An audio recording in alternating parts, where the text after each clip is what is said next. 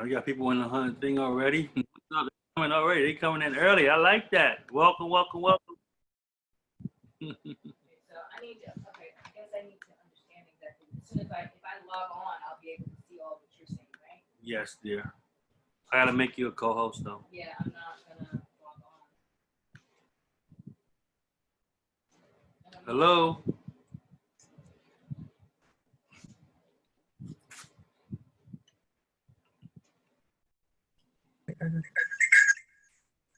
Hi, how are you? Hey, what's up, sis? How you doing? Good, thank you. How are you? I'm doing great. Welcome, welcome, welcome. Thank you. Appreciate you coming on. Yeah. Oh, I need to move this. Can you hear? I see you. You good? How's the baby doing? Ooh, the baby is 5. And not a baby. She is grown. She's good though. She's happy. That's cool. Yes. So I need to share my. So what we'll do is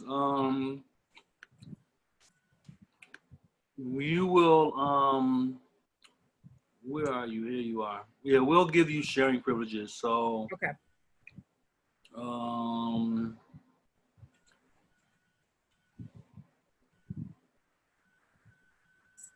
Where is your, let me see. Do you see share right now? Hi. Do you see Yep. share on your computer? I see it. All right, when you click on it, what happens? Host disabled participant screen sharing. So I'm gonna make you a co-host. Okay. All right, you're a co-host now. What does it say? Okay, let me take that off. Okay, I see it. Which one is the one? This is not a Kwaku. This is not a Wusu online. That's Nana Makwa, my husband. Oh, Makwa. Okay, okay. Yo, Makwa, what's up, bro? Makwa, can you hear her? Yeah, what's good, Quasi? I'm doing good, B. I can't complain. Thank you for signing up, man. Appreciate it. No doubt. Yeah, I work at night, so I didn't even see it till this morning when I woke up. So I was trying to. I'm sending them out every day. We're gonna send one out because I was trying to send them all out at one time. It was just too confusing. So, yeah. I'm stepping out for a second. You can come over here. That's cool. So you good then? So everything is good? DC, I mean, Atlanta treating you good? Or Atlanta or Georgia? Yeah, I'm in Atlanta. It's good. It's cool. I'm a Southerner now. You go see Asante, man? I spoke to him about a month ago after he got out of the hospital. So yeah, he's doing all right. He's in New York. He's in New York now? Yeah. He didn't even tell me. All right, I'm gonna call him because the last time he was up here, I was trying to hook up with him, but my grandma passed, so I didn't get a chance to talk with him. Oh, sorry to hear that. So, you know, when he was up here, I was like, I'm not gonna be able to meet with you, but you know, next time you come up here. So yeah, he's there at NTIS, like permanently. Oh, word? Okay, I didn't know that. All right, I'm gonna call him. Or permanently, temporarily. Okay, okay. Now, what's up with his daughter? She's doing okay. I mean, no, I'm saying she was taking care of him down there, though. So yeah, she's cool. He's just in in New York now. So okay, all right, then. That's cool then. All right, I'm gonna go by and check him then. That's good to know. Yeah, he's at NTIS. How's your pops doing and everything? He's doing all right. He just doing what old retired people do. Nothing. He retired officially? Oh, he's been retired for 3-4 years. Maybe. Oh, word? Okay, that's what's up. Congratulations. I didn't know that. That's what's up. Yeah. I'm always happy to hear about us retiring because we never had the opportunity. You know, as Black people, we worked until we died. Pretty much. Our enslavement. So whenever Black people are able to get to that stage of retirement and reap the benefits of that, I'm always excited to hear about that. Yeah. Sorry, Kwesi, can you please make me a host of this thing so I can monitor people coming in? I'm sorry, sis. I'm sorry. Thank Beat me up, you know, Trying to do my job. Thank Come you. on, baby. Beat me up, you know what I'm saying? Thank you. All right. You in, baby. You good. You good. Thank you. So yeah, that's good. I'm happy to hear that.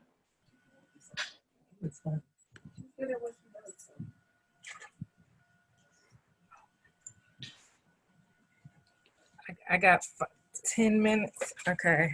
Yeah. So this session is really, really important for the simple fact that, I mean, a lot of people that come in. Kwesi, you cannot do the pre-introduction. Yeah, Sorry, I'm just talking to her. I'm just talking to her. Don't try and don't put the full court press on right now. I'm just talking. I'm just talking to you. I ain't, you know, talking to everybody who's in the room right now. Then. I ain't saying nothing. Thank you. Okay, question. Look, I'm not even the host of this session, so I'm gonna dismiss myself. Akosua is the host. I'll just be sitting in the background. He's gonna mute himself. He's gonna mute himself. Let me mute you with the executive mute. That's what I was gonna ask you. Akosua, so all participants will be muted until the Q&A? Yes. Yeah. Okay. Yes. Okay, perfect. I'm just gonna go like add a little. Oh, and you're recording this, right? Yes. Yeah, great. Just a little touch up. I'll be right back. Okay. Tracy and Mo, are you going to send an invitation for each and every segment? Because I was trying to get on to the morning one and I realized you sent another email. Not the same one? I used the same one from this morning. The same. Oh, because I tried that first and I didn't get on. It's one invitation per day. Oh, okay. Yeah. Because I saw another email from him and I got confused. Because there were more people who registered after the morning session, the first session started, so that they can have it as well. So one of the things, there's two things that I'm doing. The people who have registered through Eventbrite, they're getting an email. And then the people who didn't register through Eventbrite, but I have a mailing list of all those people, I send it to them again so that they can have it. So, but it's the same link.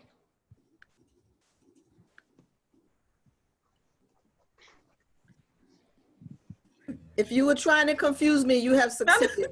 Okay. All right then, I will. How you doing? Food. You going on mute? Just eat your food. I'll change my tactics then. Can we chat with each other in this? The other one we couldn't. The other one we could. There's no chatting with individuals, and I don't think I can even change it now that the room is started. I can go and look and see. You can't. Okay. You can't. All right. Anyway, hi Nana Ama. How you doing? Okay, I'm going back to muting everybody. Okay.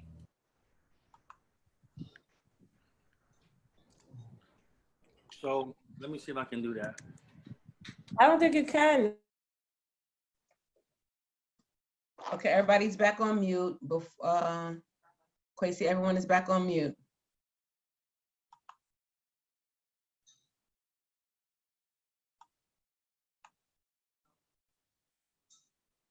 This part I do not need to see.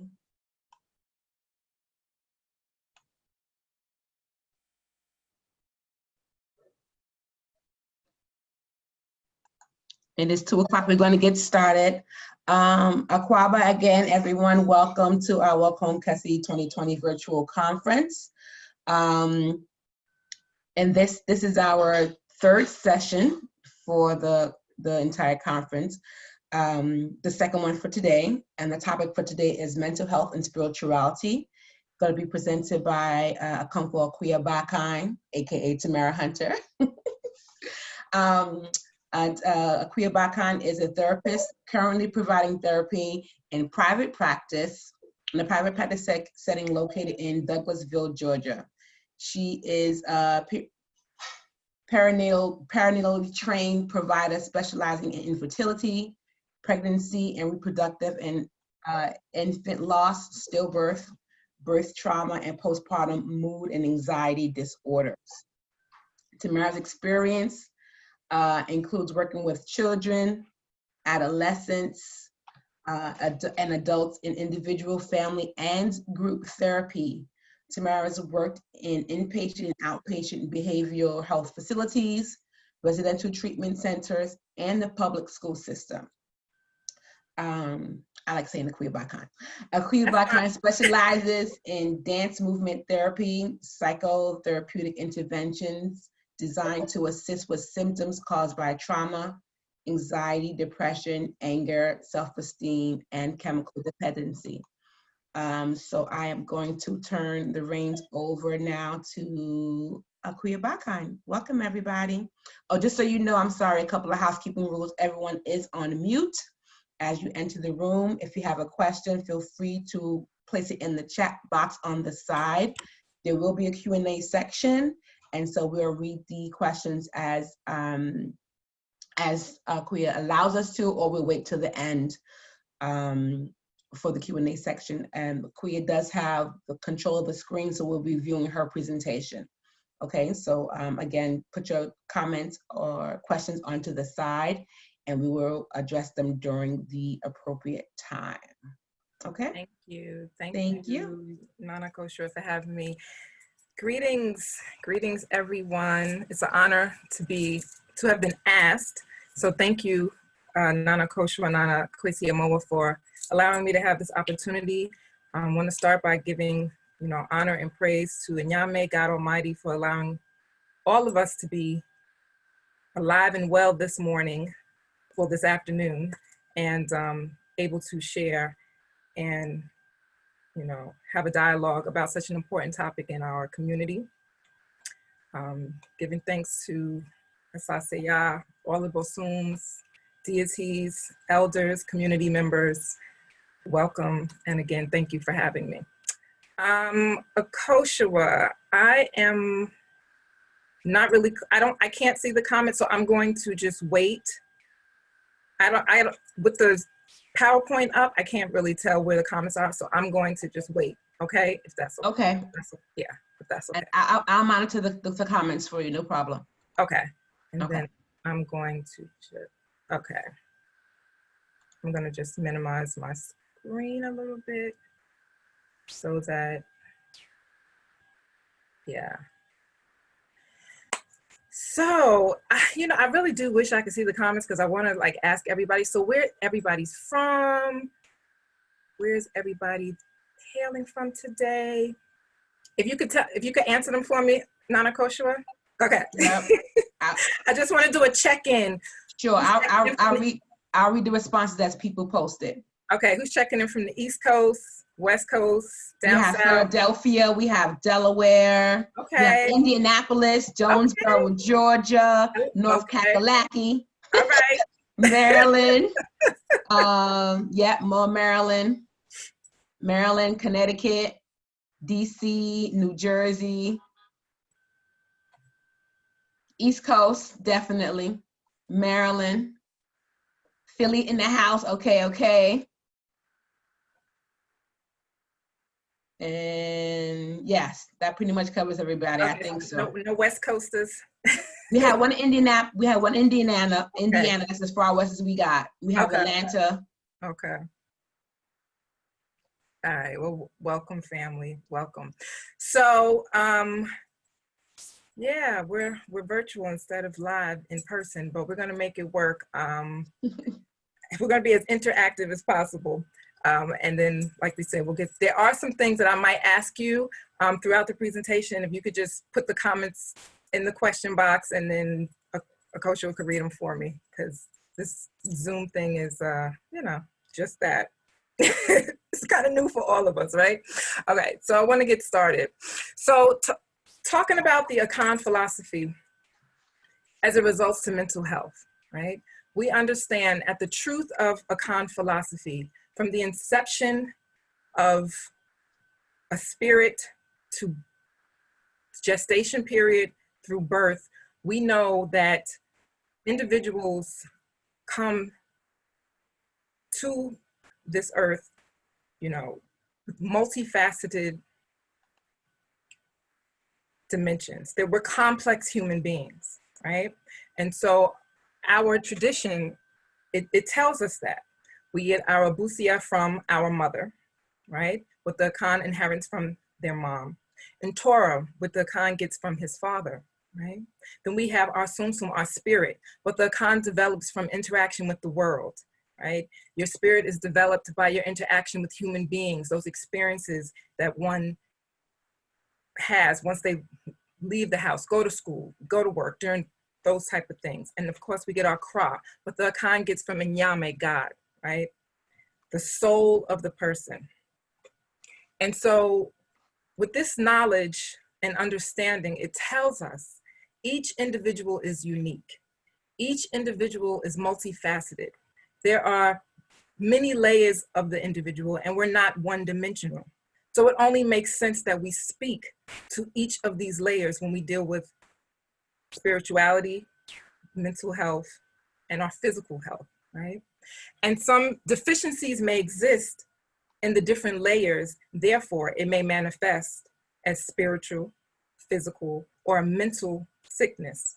And so we would address each one of them, but also keeping in mind we want to address it as a whole. If one is not operating optimum, then it affects the whole, right?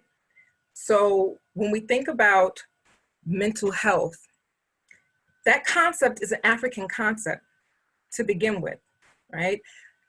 Sometimes we think of mental health, you know, in this modern society, and we relate it to maybe a Eurocentric perspective.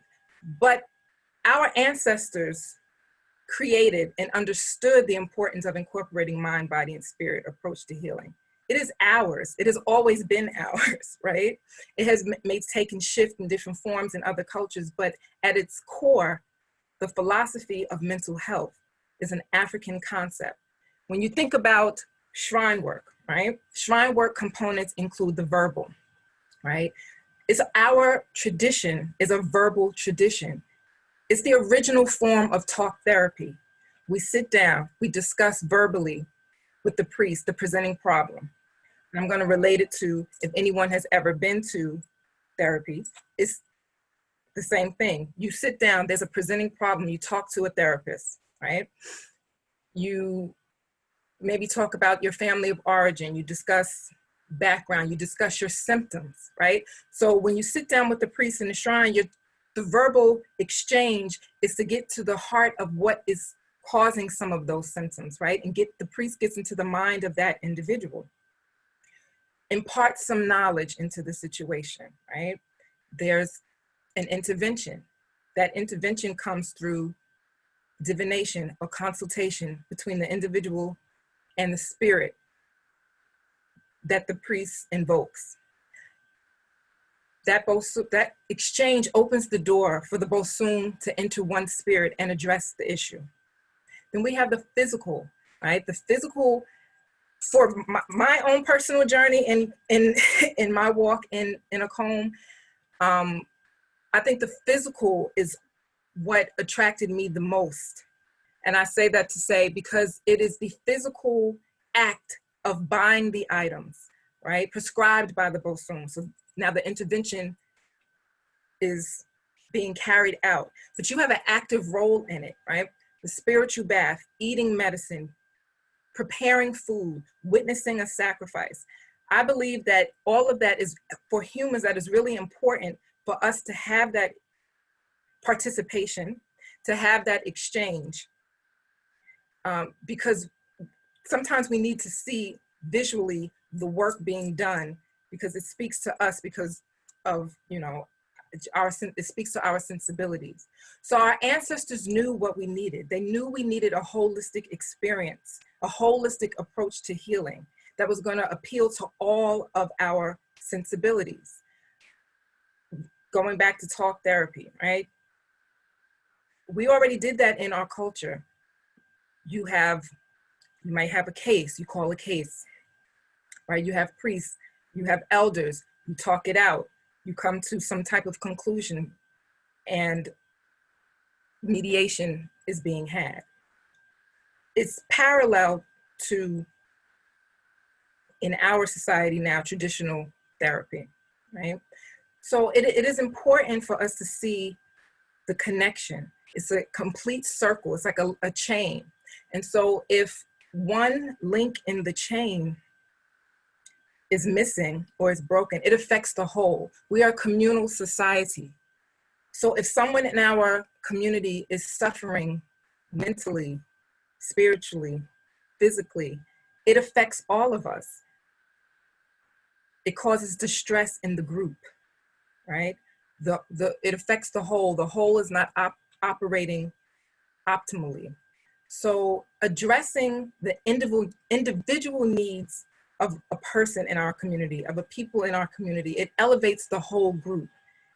And so I want to really stress the importance, right, of being able to acknowledge and understand that this is ours, right? It's ours. Sometimes we have an aversion to, you know, to therapy in our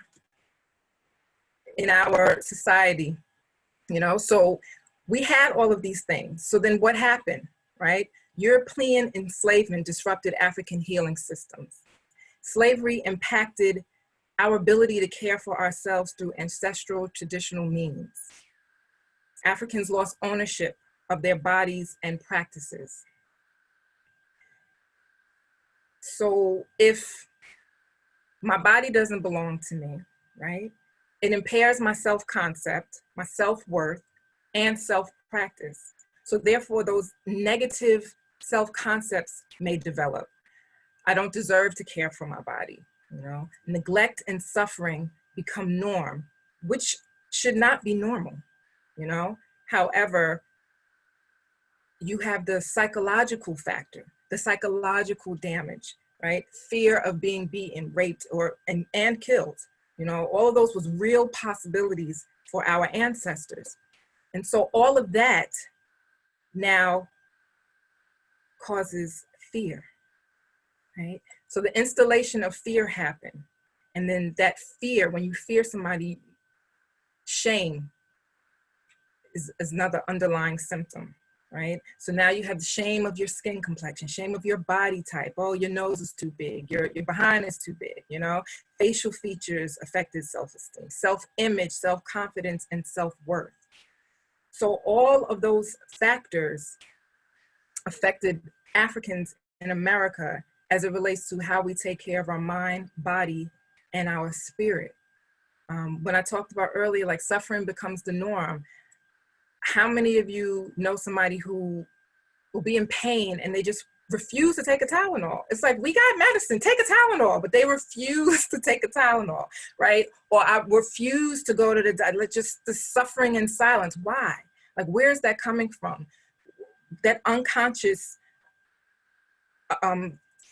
mindset of not feeling worthy, right? Not honoring yourself, not thinking you are worthy enough to have care or treatment or rest, or just take a break or not go to work today or school or take a nap. You know, we have this saying, you know, I'll sleep when I die.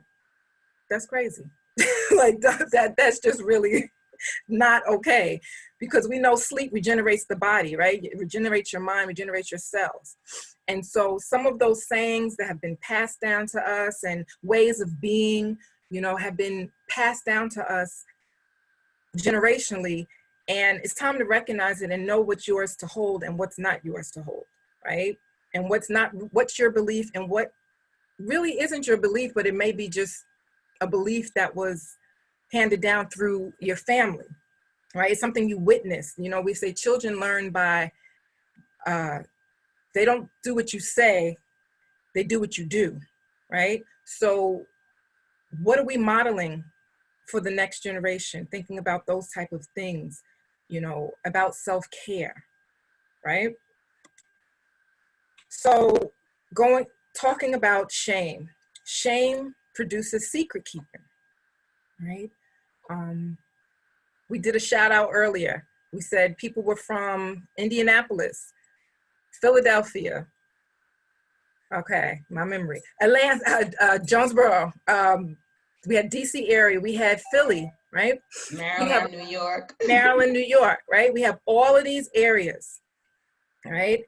Now, how many of you could do a wave, right? How many of you have ever maybe gone to your cousin's house, gone down the block to a friend, maybe y'all even took a road trip and went to visit other family members, and the conversation you had, your parents had with you, or whoever your guardian had with you was, and don't you go in there talking about our business and what's in this house. How many? Show of hands. Okay, I see you. Akosua, how many hands? Because I can't see it. Okay, I see it now. Okay, yes. Rukia, how you doing, Rukia? Rukia, yes, right? So already, the fact that now I can't even talk about what I thought was just naturally conversation or things that happen in my house, already now it invokes shame, right? A little bit of fear, because I came from a generation where you got spanked.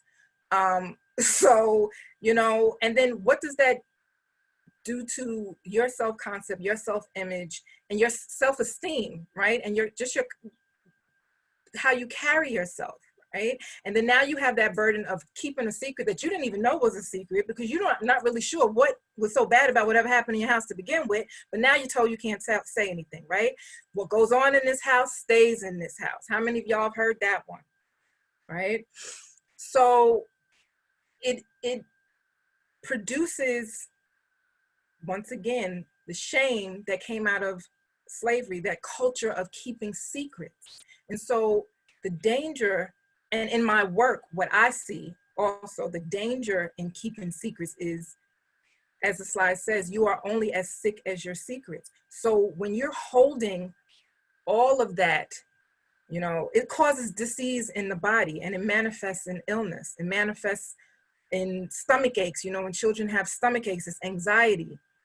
There are different metaphysical causes, reactions, I should say. And so in my line of work, when I have children who do need to tell the truth, they do need to talk about the things that are happening in their house, they are afraid to, but it might save their life. We have secrets inside of us that may literally be killing us. However, we won't go against loyalty to our family secrets, that we're not willing to speak about it to anyone. And that's dangerous. That's dangerous. It could be a matter of life and death. I see plenty of clients who are in domestic violence situations, right? And are afraid to speak up, are afraid to share. They want to protect children who are being, abused in horrific situations. And they're afraid to speak up and talk about what's going on in their house, because they were told what goes on in this house stays in this house. But what's going on in this house may not be serving me. It may be detrimental to my health. It may be detrimental to my physical health, my mental health, my emotional health, my spiritual health. And so understanding where some of those secrets and that culture is coming from sometimes helps us to free ourselves. The way I work is, I really love the cognitive behavioral therapy framework. So when you have an understanding of your thoughts and how your thoughts influence your behavior, and how some of those thoughts also evoke emotion that also influences your behavior. I think when we have an understanding of why we do what we do, it frees us, and it allows us, it makes, for me, why I like cognitive behavioral therapy, because it makes sense. It's like putting the pieces of a puzzle together, and then you're getting the whole picture. It's like it's fragmented, but now I'm starting to understand, why I behaved that way, why, I felt that way, why I was, somebody might say acting out, but you're not acting out, you're acting on an emotion based on an experience that you had, right? So, which leads us to systemic racism within the healthcare system, right? So we know that as African Americans, Black people, we have a legitimate distrust of the medical system, right? Black bodies are deemed valuable when we're contributing to capitalism, right? If they're not making money off of us, then our health does not get any attention, or the attention it deserves. Most of you know about the Tuskegee syphilis studies experiment. The intent of the study was to record the natural history of syphilis in Blacks. The study was called the Tuskegee Study of Untreated Syphilis in the Negro Male. When the study was initiated, there were no proven treatments for the disease. Researchers told the men participating in the study that they were to be treated for bad blood. So basically they lied to them, right? And told them that they were going to be treated for symptoms that African Americans had at that time: high blood pressure, right? High cholesterol, diabetes, things of that nature. So understanding that there have been legitimate atrocities to our community as to why some of us may not trust and do not want to address their health in the medical system that we have here in America. We have Henrietta Lacks. Mrs. Lacks began undergoing radium treatments for her cervical cancer. A sample of her cancer cells were retrieved during a biopsy, and they were sent to Dr. Gaye's nearby tissue lab. Unaware of what was happening to her, she did not give informed consent, you know, no regard, just took her cells, right? Today, her cells are nicknamed HeLa, from the first two letters of her first and last name, and they're used to study the effects of toxins, drugs, hormones, viruses on the growth of cancer cells without experimenting on humans. So years later, the medical professional is benefiting off of an injustice that was performed on Miss Lacks. You know, I believe they have now a, there's a foundation set up in her name, and any descendants of hers can apply for like a scholarship, and they can go to college or use the money for educational purposes. And then we have Dr. Sims, right? Now this image is just strikingly powerful, to have this woman on the table being subjected to these men just staring at her and not being able to have her voice. So Sims he used a total of 7 enslaved women as experimental subjects. Permission was obtained from their masters. There was no way that these women volunteered for this research, okay? Because no one would subject themselves to research and surgeries without anesthesia or local anesthesia. And so he performed his first operation on a slave woman named Lucy. She was operated on without anesthetics, as Sims was unaware of the advances which had been made in this area of medicine. So the surgery lasted for an hour, and Lucy endured excruciating pain while positioned on her hands and knees, while 12 doctors observed. And so as a maternal mental health therapist, this really speaks to me and the line of work that I'm in, because to this day, I still have women who tell me that they do not feel heard from their doctors, that their doctors went ahead with procedures that they did not sanction.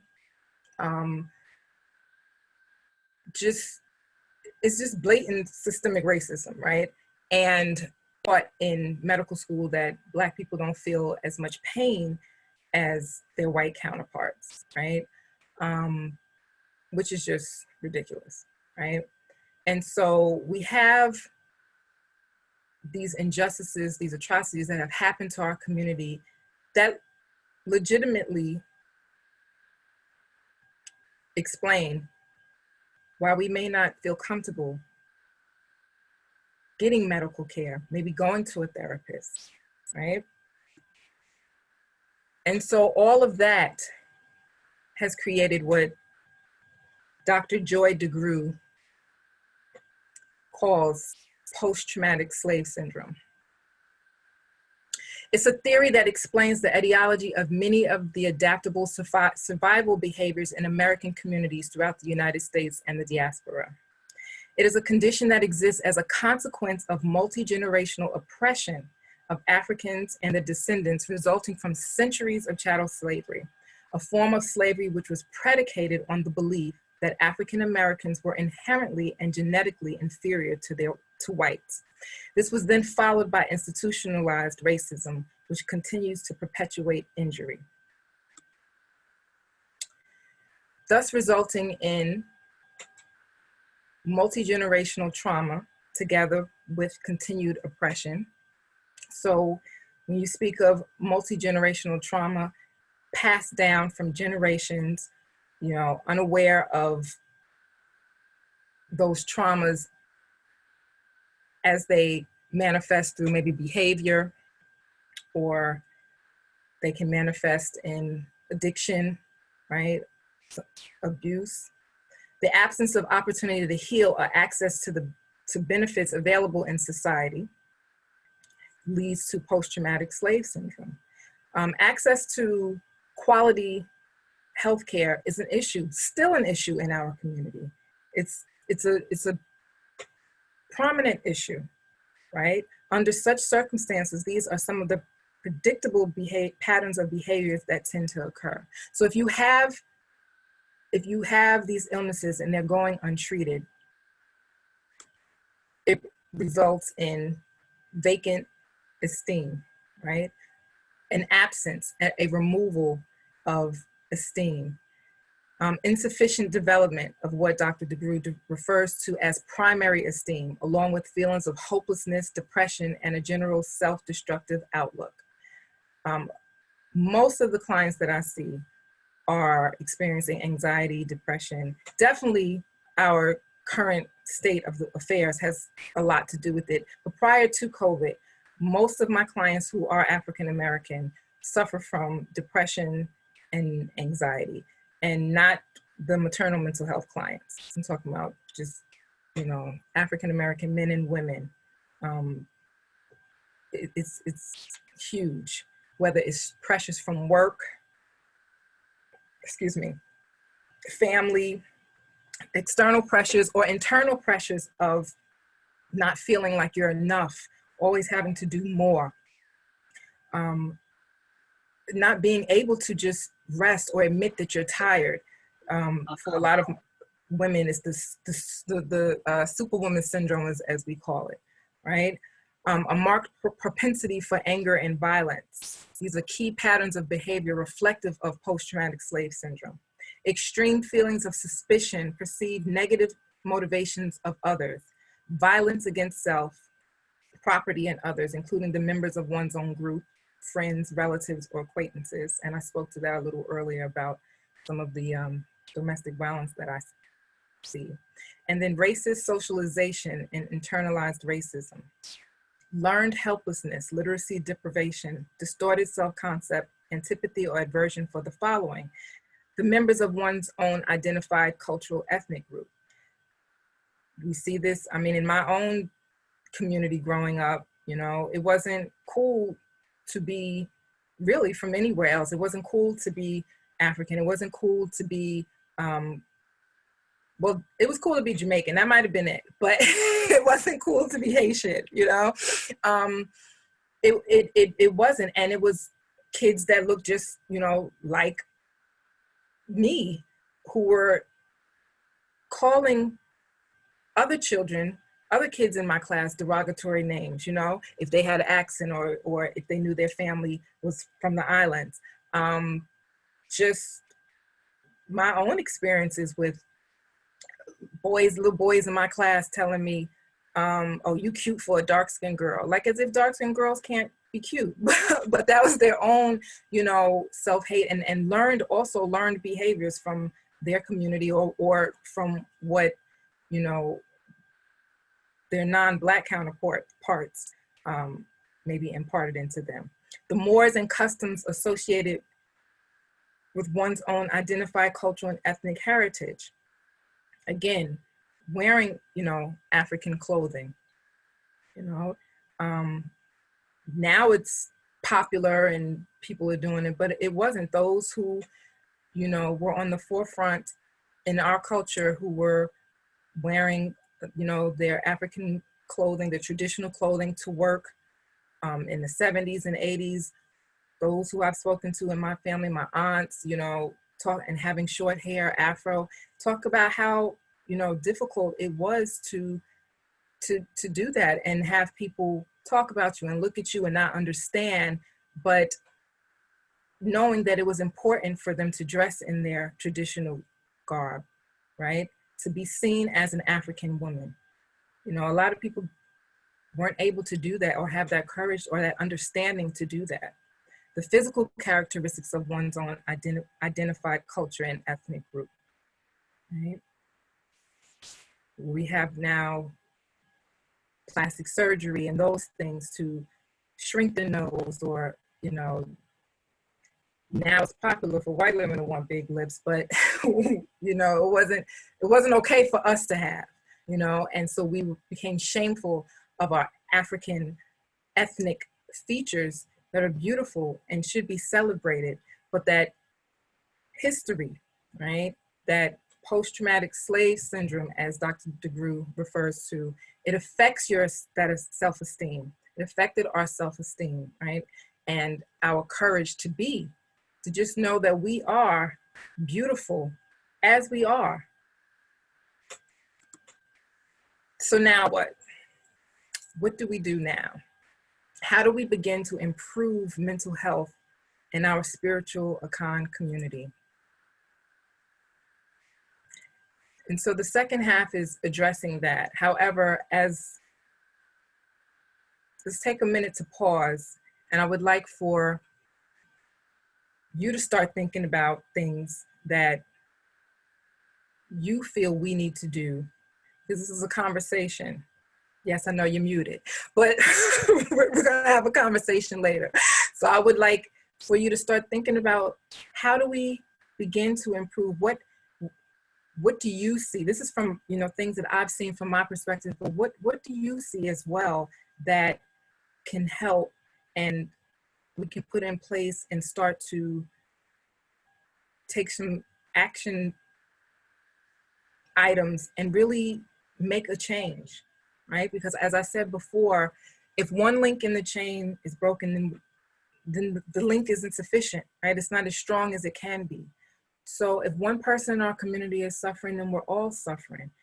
You know, we can't just, oh, well, it is our problem. It is our business. We've gotten away from, you know, it being our business, you know, but it's all of our business. So what can we do to begin to address the disparities within how we're dealing with and approaching mental health? So we know that generational trauma is inherited through our DNA. We know that generational curses are inherited through our spiritual DNA. Generational medical issues are inherited, like you know, high blood pressure, things of that nature. But what I want to focus on most is that generational healing is also inherited through our DNA, right? So when you think about,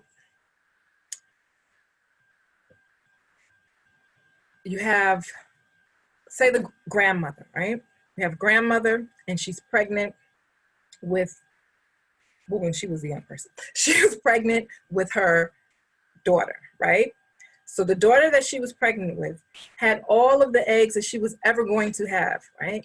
So her children were with her in her mother's womb, right? So I was with my mother when she was in my grandmother's womb, right? So imagine if my grandmother understood and identified some of those traumas and began her healing work. My mother would have experienced benefited from that healing, and so would have I before I even gotten here, right? We all have someone in our family, or even it's happened to you, where they say, oh, you look like such and such, you look like cousin such and such, or, you know, you act just like, you know, your Aunt Betty, but you never met her before, right? Maybe she transitioned before you even were born, because it's inherited through the DNA, right? Some of that, it stays with us spiritually. So when we think about healing can happen, and our healing, we are responsible for our healing. We're not responsible for what happened to us prior to that, right? It's not our fault that certain things happen to us, but we are responsible for our healing and healing our next generation, right? So focusing on that, healing can happen, and it's necessary. Healing is necessary to correct some of those issues so that they don't always show up as, you know, spiritual. They show up in other ways too. And so transference can be physical, medical, and spiritual. Transference can also show up as healing physically, medically, and spiritually. It's important to address all of the components of health: mind, body, and spirit. Because one is not, we don't operate alone in just one area, right? If one area of the body is off, then it affects the whole person, right? If you don't feel well, right? It's hard to, when you physically do not feel well, it's hard to concentrate on whatever it is you're doing. If you're trying to read a book, if you're going to work, you're riding a bike, whatever, if you don't feel well, mentally, you're thinking about that ailment. Like if you have lower back pain, you're thinking about that ailment. So it's affecting you mentally, right? They're all connected. Maybe it's affecting you spiritually now, because now some of that get up and go, you don't have, you're not vivacious, right? Your spirit is heavy because now it's weighing on you. You know, why is my body failing me, right? That's when the depression sets in. That's both kind of the emotional and spirit, right? And so I want to just keep reiterating. I can't reiterate it enough. Like it's we're all connected. It's all intertwined, right?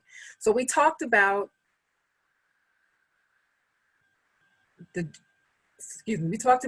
medical system, right? So I want to talk about, as it relates to mental health, some of the barriers. We still have the systemic racism. We have implicit bias. We have a lot of Black doctors and a lot of Black therapists but it's still not as many. We're outnumbered by white people, okay? It's not as many as we would like or we would need in our community to be seen. Representation matters. When I speak to clients and they're like, oh, I'm so glad that, you know, you're Black, because it's hard enough to come in here and talk to you. Then I have to explain culturally what I'm experiencing or certain phrases, and I don't have that type of time. It's like, we got 45 minutes, let's get it. So they're like, you know, I just don't have that type of time to explain to somebody what it's like to be Black in America, and could they ever really get it? No. So representation, it matters when you're seeking out mental health services. We have structural and social determinants. Definitely we have income as a barrier, wealth, right? Public policies that are in place that affect access to treatment. We have the financial, right? I have a lot of clients who have told me, you know, I went to such and such, and some people are self-pay and they can't afford it.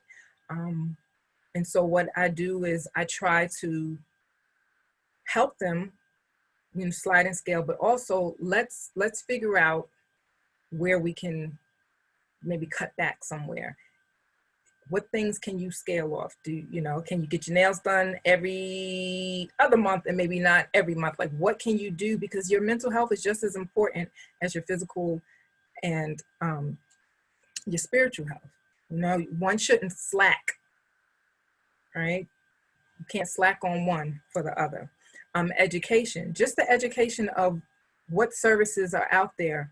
You know, I was talking with my husband, and he was saying I think he was in a cab or something, and you know, these Caucasian women were just talking about, oh yeah, I've had a therapist since they was a child, right? And so they have been educated about services and things, resources that are out there, and it's been normalized, you know, for them to seek mental health services, right? So the education of what's out there, what services are out there, has been a barrier. And accessibility to care, cultural implications.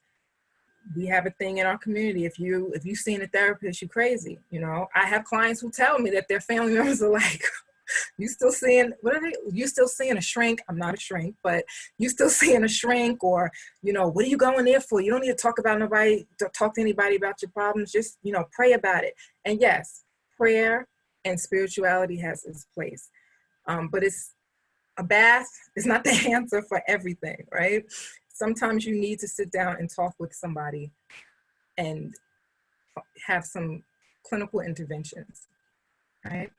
So the mind, body, and spirit is a holistic approach to healing, right? You can pray to your ancestors and have a therapist too. I know y'all seen the one about you could pray to Jesus and have a therapist too. We can pray to our ancestors and have a therapist too. For those who joined later, I talked about in the beginning that our ancestors created a perfect system. It was a perfect system of the verbal component to spirituality, to the Akon system, right? It's a perfect system. So honoring that, acknowledging that verbally, we all have always known we have to get stuff out of us, right? We know that you can't hold it in. There's more room out than in. And it's gonna come out, but it's gonna come out in a possibly negative way, right? So seek trained professionals for mental health interventions. And then later on, I'll talk more about different professionals and different interventions. Effective counseling can assist with mental health symptoms. So effective counseling looks like seeing someone who's trained, but also someone who has various interventions to help you with whatever symptoms you're experiencing. And certain symptoms need clinical interventions, and certain symptoms may sometimes need medication, you know? If there is some chemical imbalance, we have to address that. It needs to be addressed. And no, medication is not for everyone. However, I do believe that there are certain symptoms that need medication. So we have the body, addressing our physical health, right? Attending a yearly physical, dental, eye exam. It needs to be attending a therapy session should be right in there with your all of those exams, right? It should be just as common as, oh, I go get a cleaning every 6 months, right?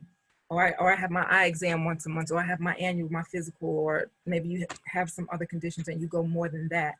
But addressing your mental health should be just as common as addressing your physical health.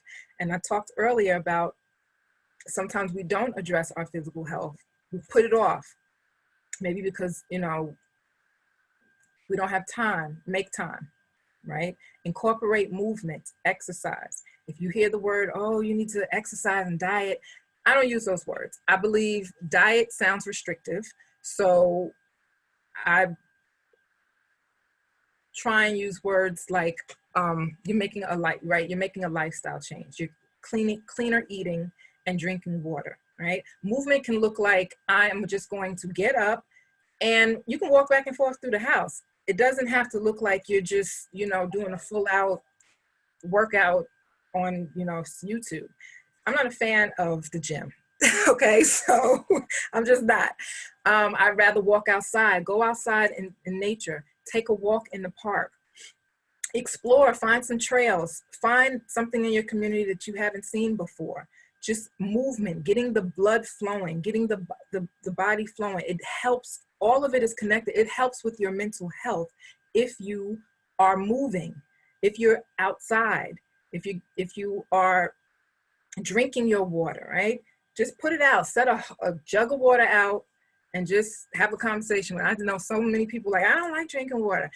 get some essential oils. Right, Akosua? Okay. Get some, drop a orange essential oil in it, drop a lemon, a lime essential oil. All you need is 1 drop. And it has healing properties as well. So whatever tricks you got to do them. You are worth it. You are worthy. You get one body. Our body is a temple, right? If we are made in the image. So it's our temple. We need to take care of it, right?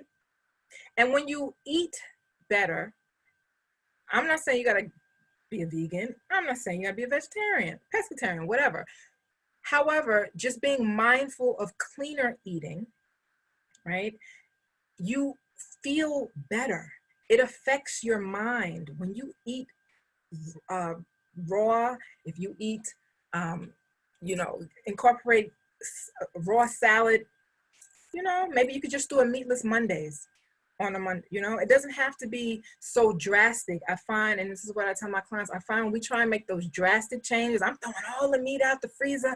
I'm not, you're going to be at Chick-fil-A like in 2 days. So small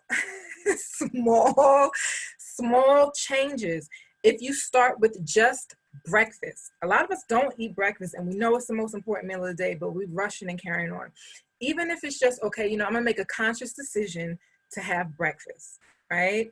If it's just my avocado toast, whatever it is, because that's what it is. Breakfast is breaking that fast from when you were sleeping. If it's, I'm gonna start my day with water, I'm just gonna be intentional about drinking water. Whatever it is, just one thing that that you may have been slacking on, start to incorporate just that one thing so you're not overwhelming yourself, right? And you want your goal to be attainable, right? If it's not attainable, then, we say forget it and just throw our hands up and then we're just like pie and ice cream, right? And so it's not to say you can't have any of those things, but I believe in moderation, having all of those things in moderation. Okay. And so speaking of the mind, body, spirit, holistic approach, we're at spirit, right? Seeking your spiritual practitioners for guidance with your spiritual health. Daily spiritual practices and rituals, right? Just like we do something, we have no choice. Well, you cannot eat, but at some point you might pass out, right? So those things that we do every day, right? We do something for our physical body every day. It's nothing else. We're taking a bath, right? That's something for your physical body every day. Doing something every day for your spiritual health, right? Every day. I didn't say this on the mind one, but same thing. Doing something for your mind every day. If it's, I'm going to be still and for 5 minutes in the morning, you're flushing, or at night, or whenever you choose, if it's in the middle of the day, wherever you choose to just tune out the world so that you can release some of that stuff from your mind so you can now be able to take some more stuff in, right? Prayer, libation, ancestral offerings, Akom, songs, connecting with your spiritual community, right? Finding purpose and meaning. I work with clients from various religious backgrounds and spirituality. So the one thing we, can meet common ground on is spirit. We don't get into religion unless that's the type of counseling they want. But spirit, your spirit, pouring into your spirit can be gardening, right? It can be, I'm going to volunteer at a senior citizens home, right? It gives you that purpose and that meaning, right? So you can't, if you're not taking care of your mind, your body, and spirit, you can't pour from an empty cup. You can't pour from an empty pitcher, right? So if you are not refilling, right? If you have the visual, right? If you have a pitcher and you're pouring out all of the water, right? In all the cups, it's empty, right? It's empty. And so finding your purpose, finding a practitioner that you can receive guidance from and can pour into you, right? because a cup can't pour into a pitcher. So if you're a pitcher and you're pouring into a bunch of cups, you got to get some pitchers around you too, right? If you're that person in your community or in your family, right, or at your job that is pouring into everybody else, right, and your spirit is being depleted, right, you got to get some pitchers around you. You're pouring in the cups, right, and a cup can't pour. A cup can't fill a pitcher, right? A pitcher's up here. So even if they tried to pour back into you, they can't. So having somebody that you can go to is important for guidance, right? So now I want to talk about practical tools to manage your mental health. We said a lot, right? I said a whole lot, but now what can we do? How can we take ownership of our mental health, right? And simple ways. We are in unprecedented times, right? A lot of lives have been lost through this coronavirus, right? A lot of elders have left. When you turn on the news, it's nonstop. We have social uprisings, right? So much violence when you turn on the news. Limit your exposure, I beg you. Limit your exposure to news. If you are an empath and visuals affect you, maybe you'll just listen to it, but don't start your day with it, okay? Maybe you'll listen to it midday because it's important to keep up with current events. However, not the first thing in the morning and not right before you go to bed, right? Unplug, take a break from social media. If you need to mute or turn off your notifications, do that. I just know iPhone, for instance, they have a setting where you can set your phone to go on, it's like a dim, right? So the light is not so bright. It goes to dim, and then you could set it for no notifications past maybe 10 o'clock, right? And then you can set it so that people that you need to hear from, family members, that they can get through, but not just random texts or ding, oh, you got a new like all of that, no. You don't need all of that dinging at night when you're trying to release from the day, right? Do something that nourishes your soul. If you like teas, have a tea, you know? Order you something nice. Order a nice tea set. You know, do something just for you. If it's, like I said, essential oils, scents and aroma really help to lift your spirit and manage your moods and emotions, right? Going outside daily is imperative, especially as Black people. We need vitamin D. Go outside every day and just feel the sun. Even if it's not sunny, go outside every day. It just does, when you see the sun, or you see the clouds, you see the sky, you see nature, it connects you with God, right? It reminds you of that spirit within you and that there's a higher power, there's a higher being, right, carrying us. So connect with nature. Setting that routine in the morning and evenings is important. We talked about not starting your day with news, right? Or checking your phone immediately. So figure out what your morning routine is. Maybe your morning routine is you're gonna stare at that glass of water like we talked about. You're like, I'm gonna drink you today. That's gonna be your morning routine. Whatever it is, maybe it's playing some music, starting your day with a grounding ritual, stretching, just some kind of movement, music, meditation, prayer, right? Sleep. Now we're at nighttime. Most of the conversation is just within friends, family, professionally. Sleep is an issue. Our minds are racing. Like I said, there's so much happening in the world right now. So having a good nighttime routine that winds you down. Maybe you're going to turn the phone off, news, everything else by 10 o'clock, right? Maybe you need to stay away from caffeine before you go to bed. If you do drink coffee, maybe no coffee or tea with caffeine past anywhere between 12 and 3. My cutoff is 12, but you know, for somebody else, maybe you can go to 3 or even 4 or 5. But you know your body, you know your day, depending on, you know, how late you're going to bed. But being really mindful and intentional of having that cup of tea maybe journaling, writing about your day. So you have some place to contain it, concrete place to contain it, right?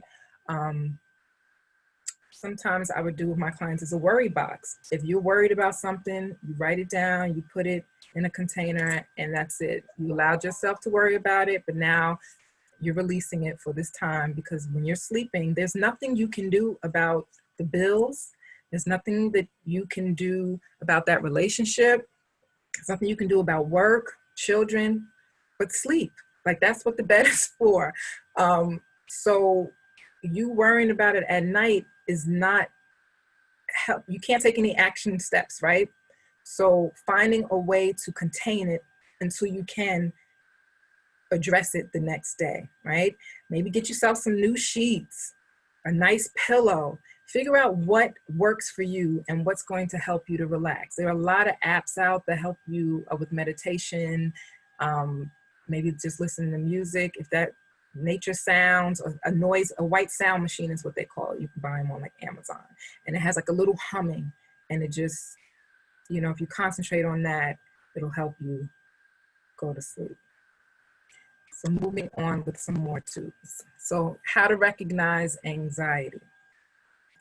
As I said earlier, you know, the state of the world is causing a lot of people to present with symptoms of anxiety.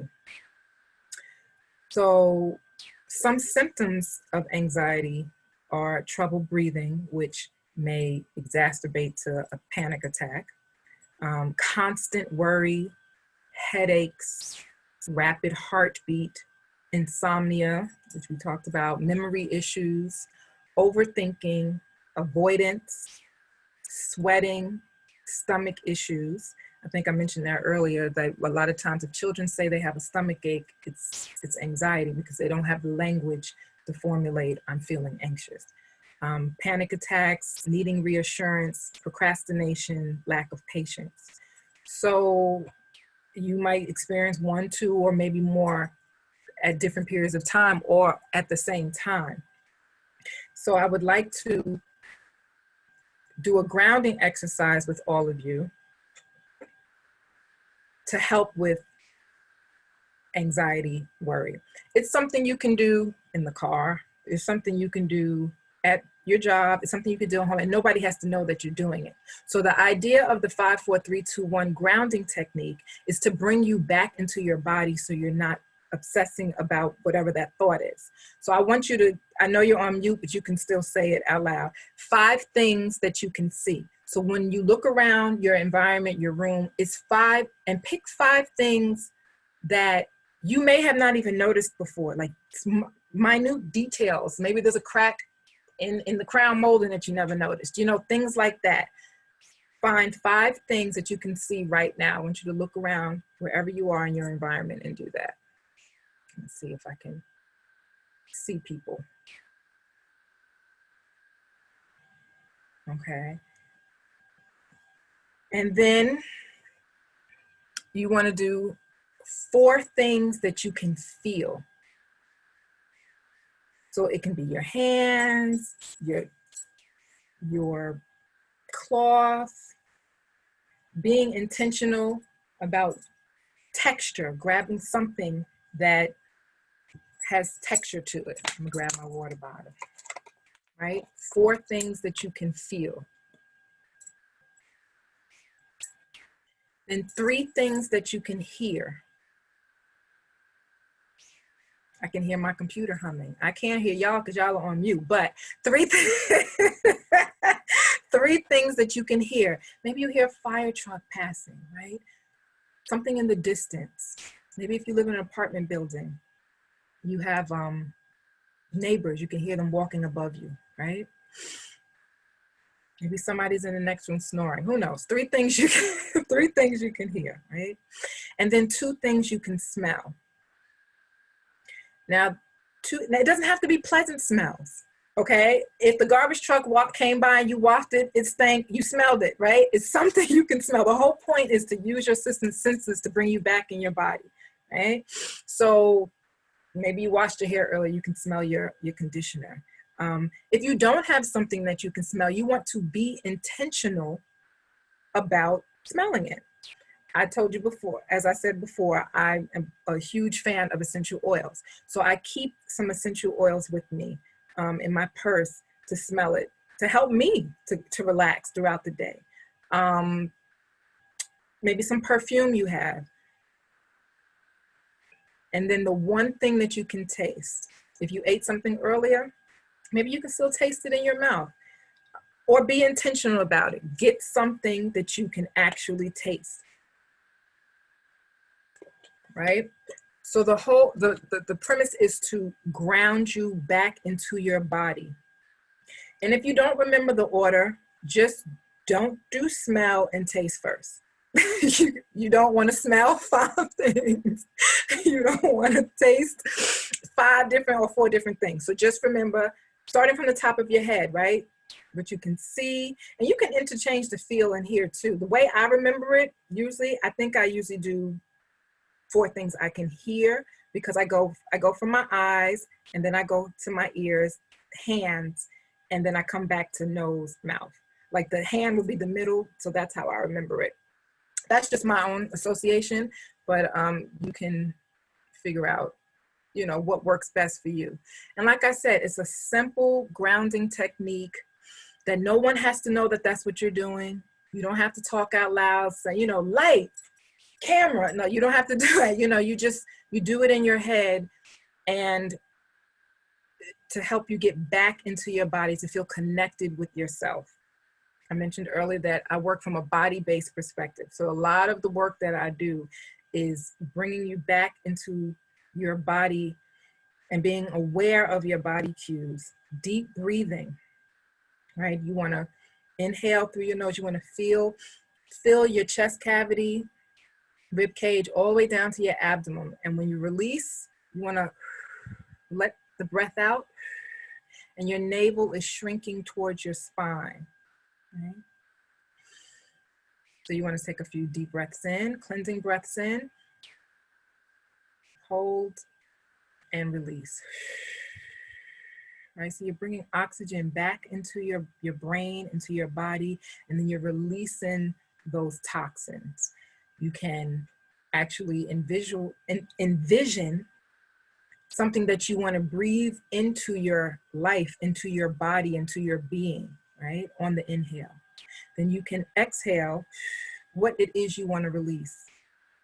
Exhale worry. I want to exhale insecurity. I want to exhale fear. I want to exhale stress. And visualize, see the breath.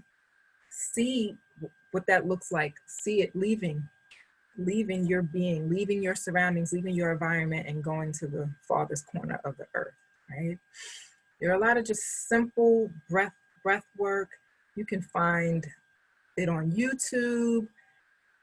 I like free, so I look at a lot of the anxiety. You can find grounding techniques for anxiety, grounding techniques for worry, grounding techniques for meditations for sleep, guided imagery for sleep. You can find so many things now on the web if money is a concern. And so while we're talking about mental health, it's important for me to talk about types of therapists, right? So we have psychiatrists who are medical doctors who can prescribe medication. We have psychologists. We have licensed professional counselor, licensed mental health counselor, depending on what state you live in. I know New York is LMHC, Atlanta is LPC. Then you have licensed clinical social worker, and you have master of social work, MSW. You have a marriage family therapist. And so for the most part, I would say most people know more about psychologists, LPCs, social workers, and marriage family therapists. Creative arts therapy is an area that I'm trained in, dance movement therapy and art therapy. And so what I find is that everybody doesn't want to sit for a whole session and talk, right? And that's okay. And so knowing yourself and knowing your self-expression, maybe a dance movement therapist or art therapist or a drama therapist, music therapist, I have drama therapist on it twice, is for that intervention works better for you. The work that I've done in movement therapy, a lot of people, oh, you want to teach us how to dance? No, that's not it. We do some social dancing in groups, but how I've been able to work with trauma through movement, I would say has been really beneficial, because when you think about trauma violation, if someone has been either physically or sexually abused, right? You have what we call is dissociation. So you maybe cut off and not allowing yourself, because the body goes into fight or flight to protect yourself most. So you may not be able to allow yourself to feel deeply, right? So I've worked in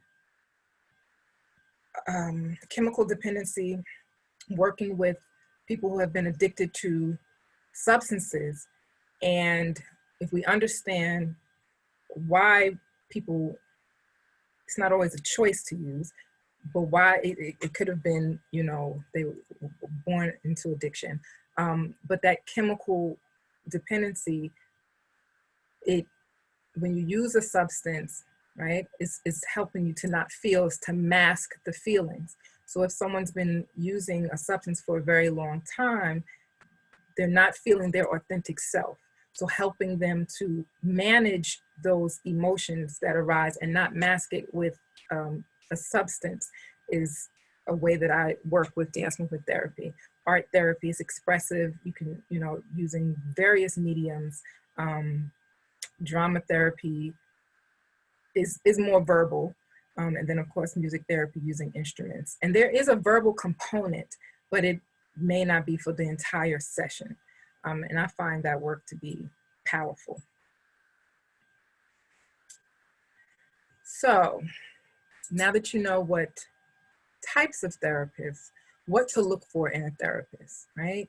Research, you want to do your research. I feel like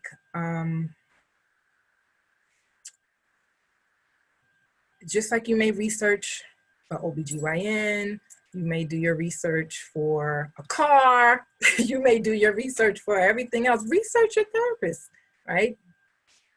Google, you can go on different platforms. Psychology say if you have health insurance and you put in, if you look up on the website, you know, about the therapist, you can find like an all about me page. So do your research, right?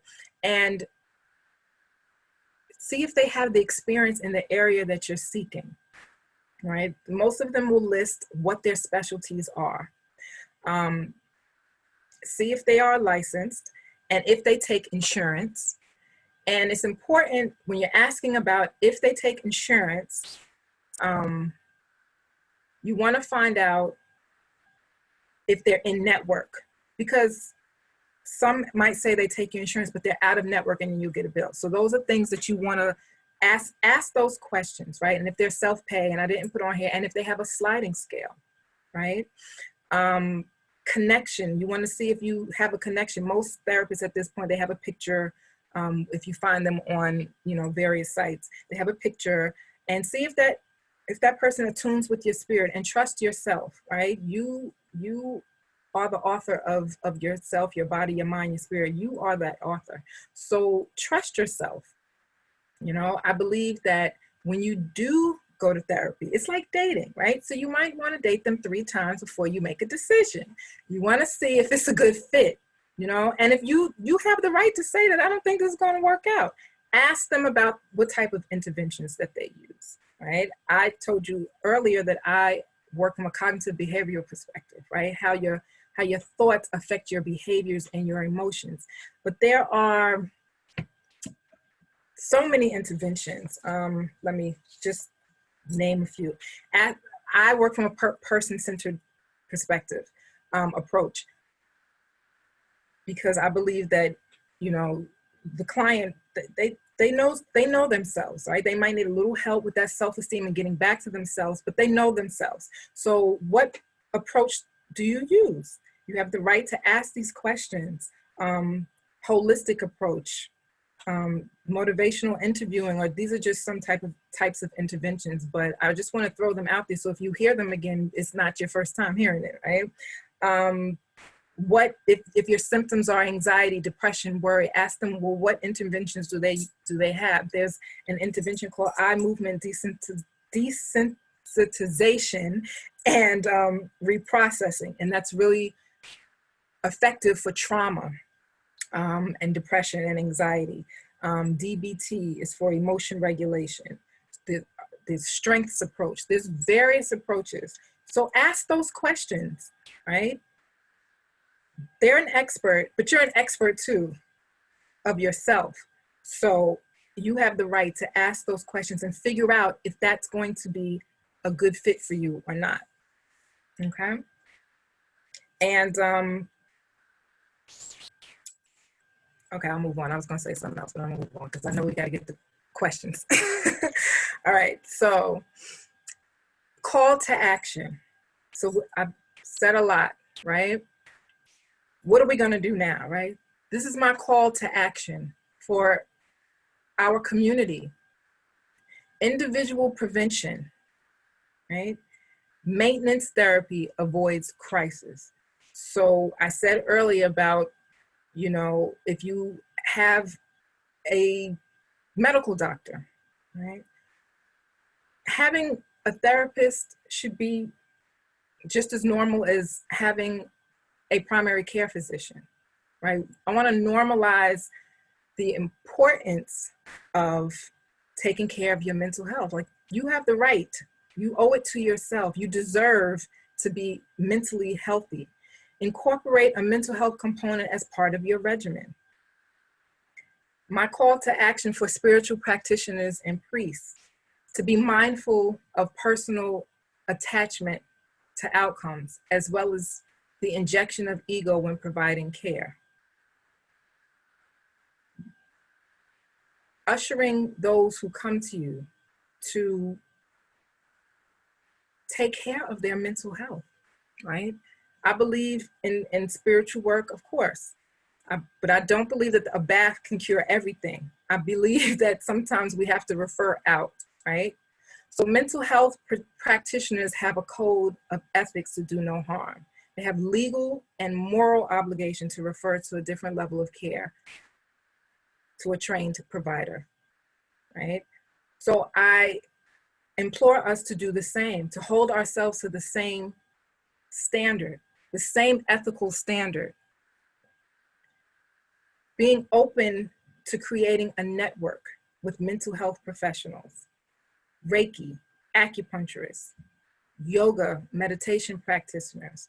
There are webinars that one can attend that are free. You don't have to pay for everything, right? They are free. If you just start connecting with mental health communities and get on a listserv, get on an email list, and start finding out about some of these webinars and make connections with people so that, excuse me, you can have a resource list, a resource to refer people to, right? Learning about the resources in your community to refer clients. Encourage trainees and devotees to sit down with mental health professionals and explore therapeutic options, which may include prescribed medication, may or may not. But I think the education piece is essential for people to find out if that is what they need or not, right? One thing that I did not put on here that I thought of this morning, how other faith-based organizations have health fairs, right? May is Mental Health Awareness Month. A lot of churches have Mental Health Awareness Month within their church, and they have speakers come in because they too are seeing the rise and the need for us to address mental health in our community. So I would like to add that to the call to action for us to figure out how we can start doing that, if it's one shrine at a time, or if we do something in May with everybody else all together. I don't know what that looks like. I'm willing to be on whatever board there is if we figure that out, because I just think it's important for us to really, really address our physical health, like health fair, and mental health. We're addressing spiritual. We have to address the whole person in that way. So here are some self-care resources: therapyforblackgirls.com, therapyforblackmen.org, Black Men Heal. I talked earlier about meditation apps. Liberate is a Black meditation app. I think a brother started that. And Shine Text is two sisters, Black-owned meditation app.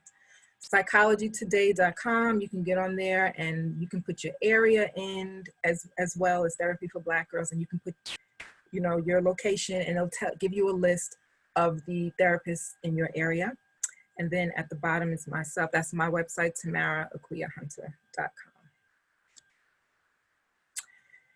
And I am at the end of my presentation. So if you want more information, if you would like more resources, you can copy my website, screenshot it, and I have a list of other resources, or if there's anything that you wanted to expound upon, if you needed me to send you some more information, I can do that.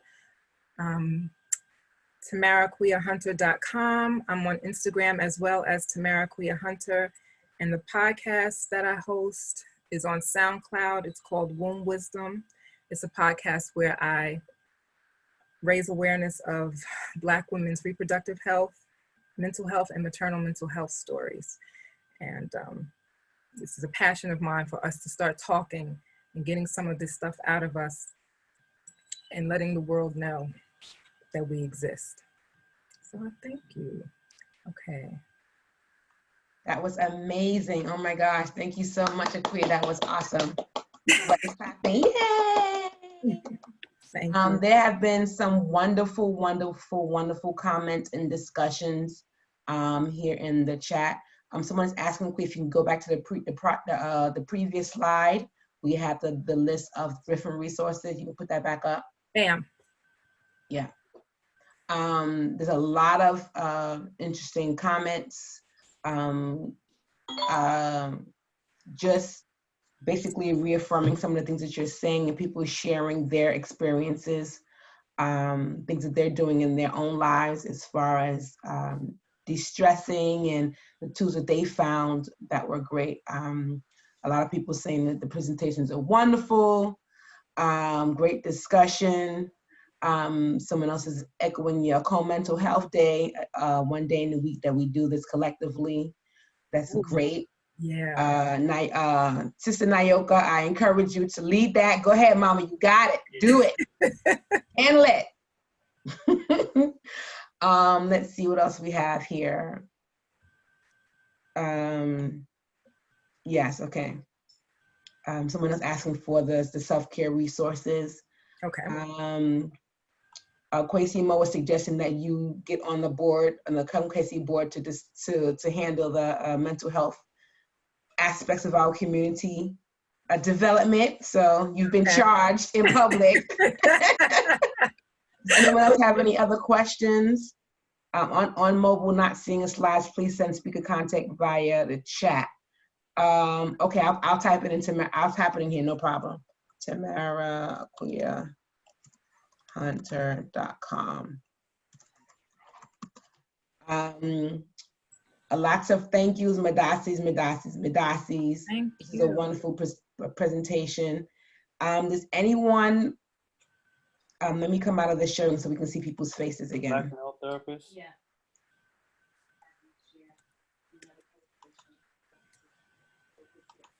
I think Tamara, Akua, can you unshare your screen so we can see people's faces?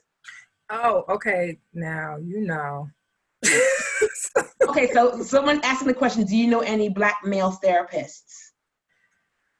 I do. Just where? Where are they? Where are you looking for, Kwesi? Kwesi's in the New York area. I'm looking So I'm looking in terms of next year coming back and doing a presentation around the same thing of mental health, but using a Black male and then bringing in the Black male youth in terms of, you know, dealing with the mental health. So the level of stress that we all feel as a community is one thing, but for Black men, it's totally different. We are at the bottom in terms of we're always looked upon as a threat at every level of what we're doing, and just having someone to come and speak to that to the community as well. So that's what I was asking. So inviting you back for next year and having a Black male therapist that could probably address some of those issues. So that's what I was trying to type. Okay. That was a lot.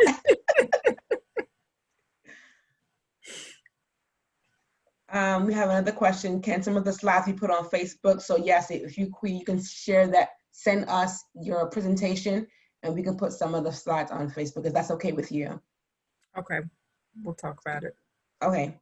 Another question. What literature lends itself to educators using that it's okay to care of the mind and spirit alongside their physical person?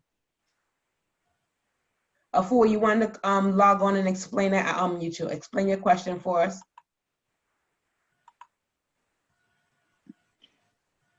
Yes, good afternoon, everyone. Good afternoon.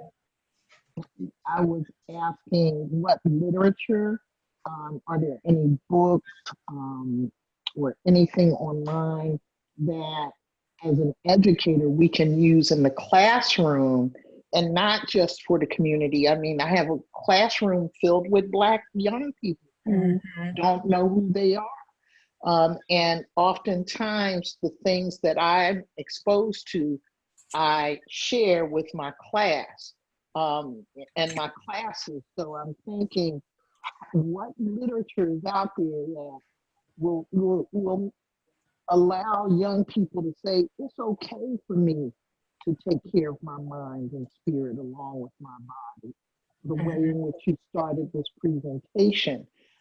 Because, you know, as an educator, sometimes it's like we have to skip that generation who refuses to know. So, you know, some people my age or even younger, the generation younger than me that are having children, some of them refuse to know what will work and what won't work. But if I could use literature or even help some of my colleagues with that, that, you know, where there's a will, there's a way, we can get it in. Okay, I understand what you're saying. How old are the young men?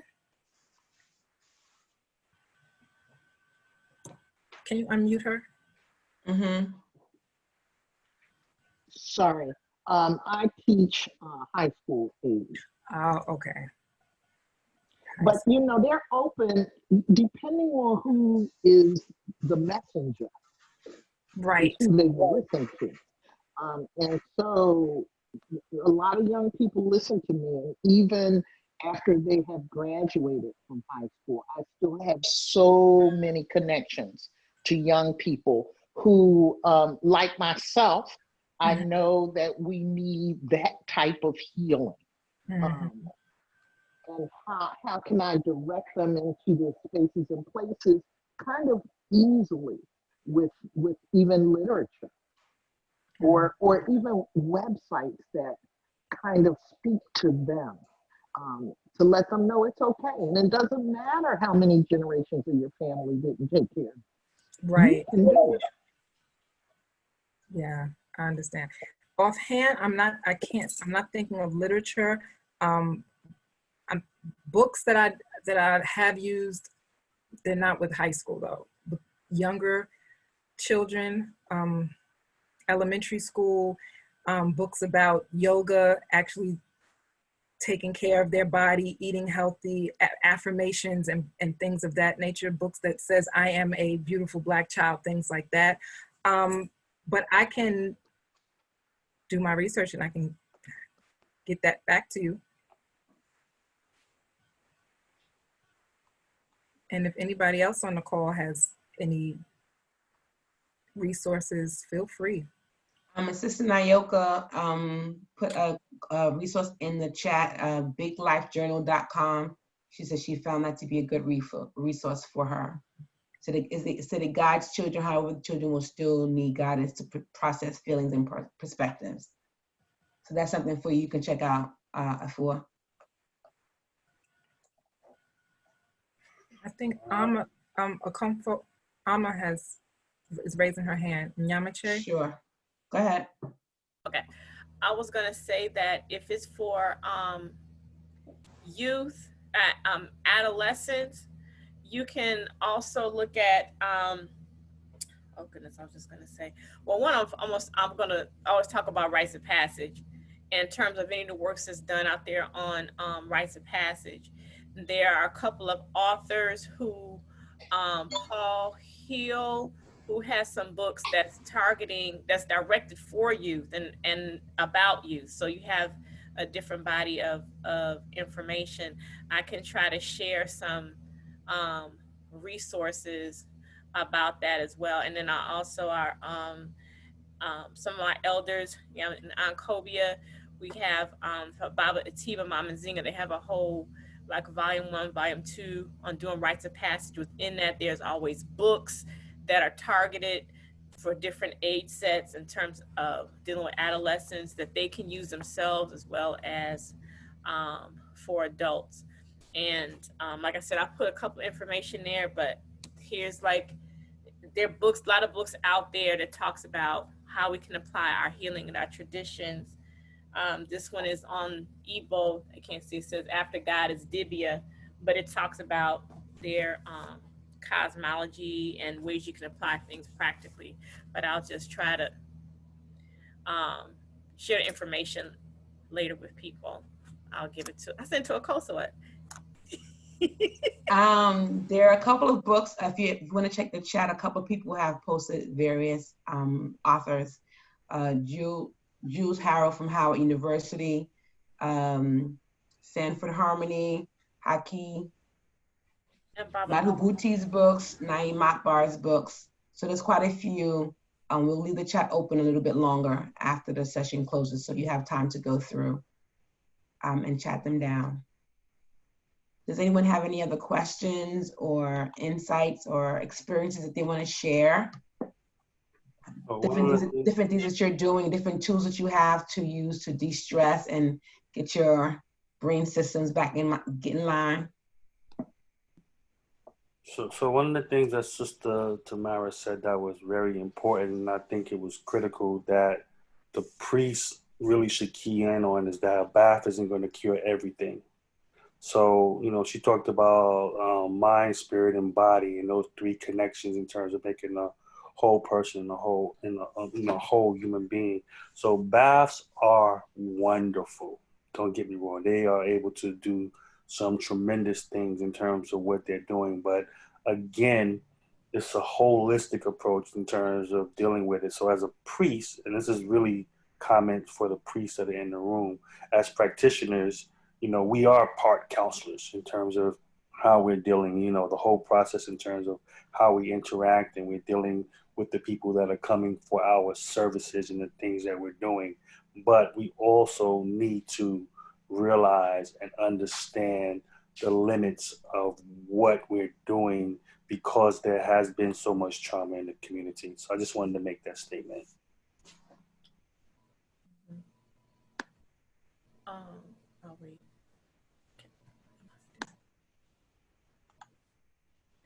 Can I'll wait till. Gotcha. Let me know when I can speak. Go ahead. I don't see your name, but I just have you at the Galaxy Note 10. Yes, Go ahead, Galaxy. My name is Nimo Tigre Kwabena.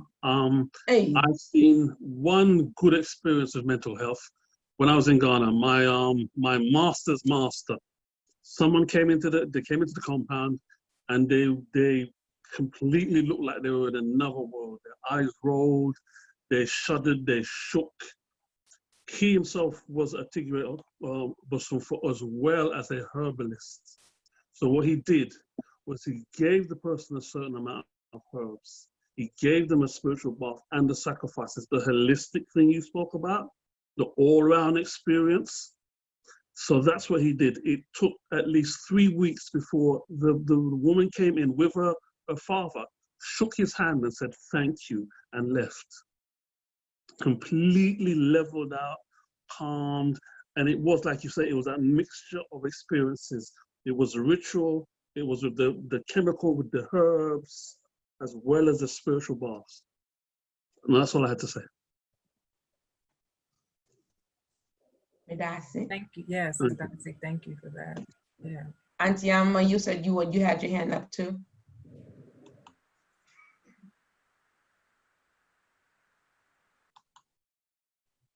Can't. Go ahead.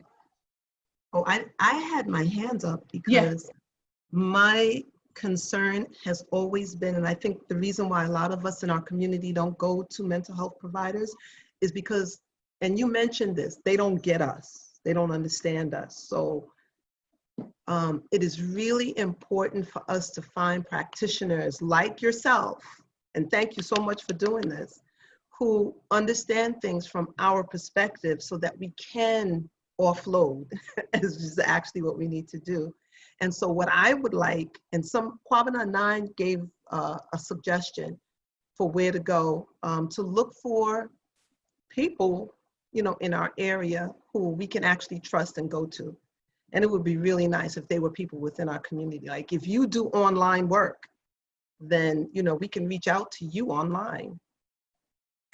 Thank you, Nana Ama. I do virtual sessions. However, this is the catch with virtual sessions. So once the pandemic hit, we were allowed to, they dropped all of the sanctions. You could practice anywhere. However, if you're not licensed in that state, wherever the client is where I have to be licensed. Like I could still be in Atlanta. If I had my license in New York, I can still see people in New York. But if I don't have a license in Alabama, I can't see them. And so that's, you know, a lot of us who are in the mental health fields, like if you just don't get a universal system so we don't have to go through this, but it's about money. We know, we get it. But, so that, yeah, that's the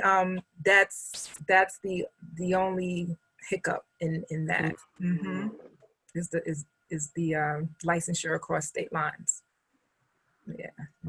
But like I said earlier about like a database, like I have, you know, therapists, I don't know what this little gnat is doing.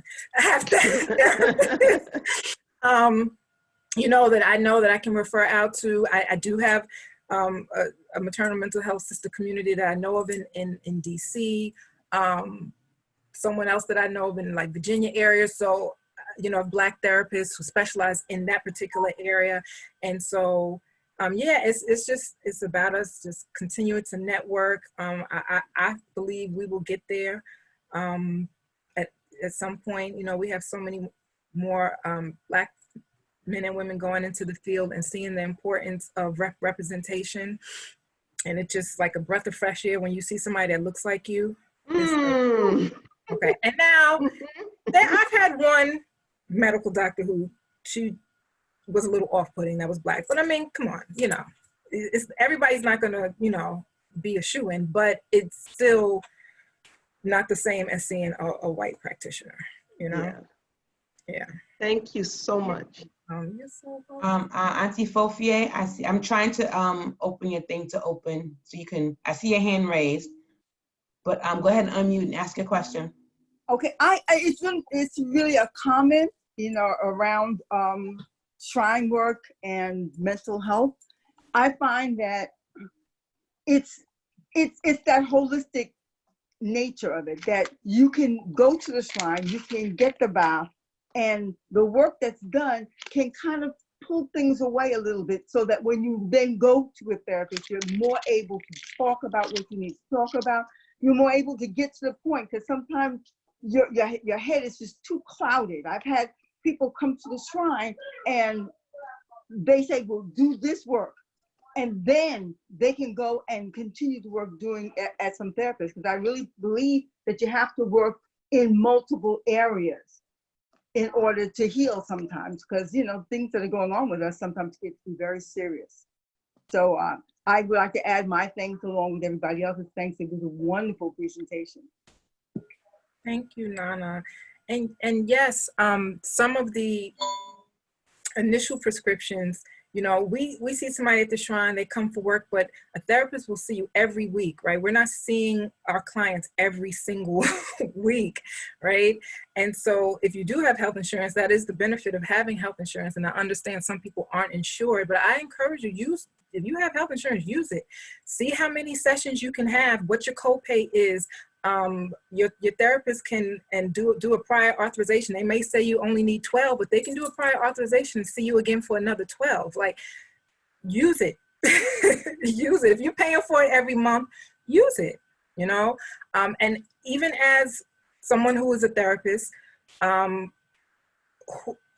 a priest, I've gone to the shrine before for my own reproductive health issues.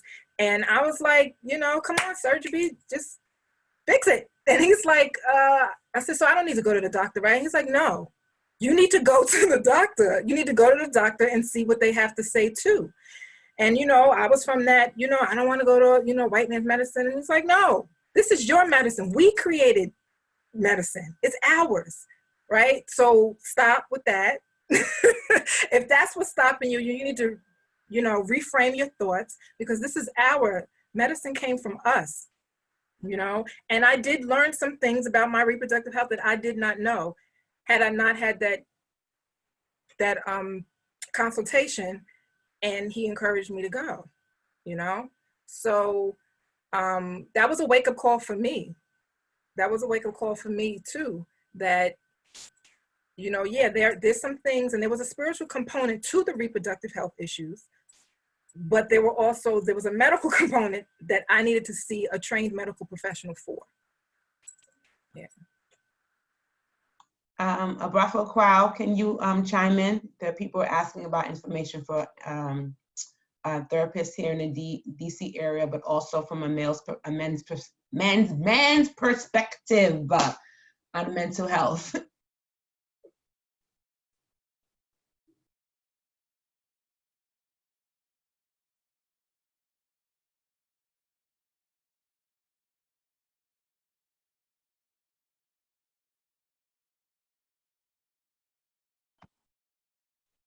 Okay, so I've been in and out. What was the specific question? I just asked if you can chime in on a man's perspective on mental health, how important it is, and because I want people to see your face, because people are asking in the chat about someone in our area. Okay, so I'm a clinical neuropsychologist and a therapist, or a clinical psychologist licensed in the District of Columbia, as well as in Maryland. So I've been busy, so I've been in and out of the discussion. But yeah, in terms of mental health for men, I think that's very important for our men. I think that's something that we've been out of touch with, and we have a misunderstanding of. And I believe it's, in general, our community has a misunderstanding of what mental health is. And I practice with, I have clients, of course, from, you know, our community, African American community, but I also see white clients. And I noticed there's a distinct difference in the engagement of the white clients. The white clients, they use therapy and they see the therapeutic process as you're working for them. So they see, and that's actually what you're doing. They're your client, so that means that you work for them. And they understand that principle or that concept. Right now I'm trying to engage a 15-year-old adolescent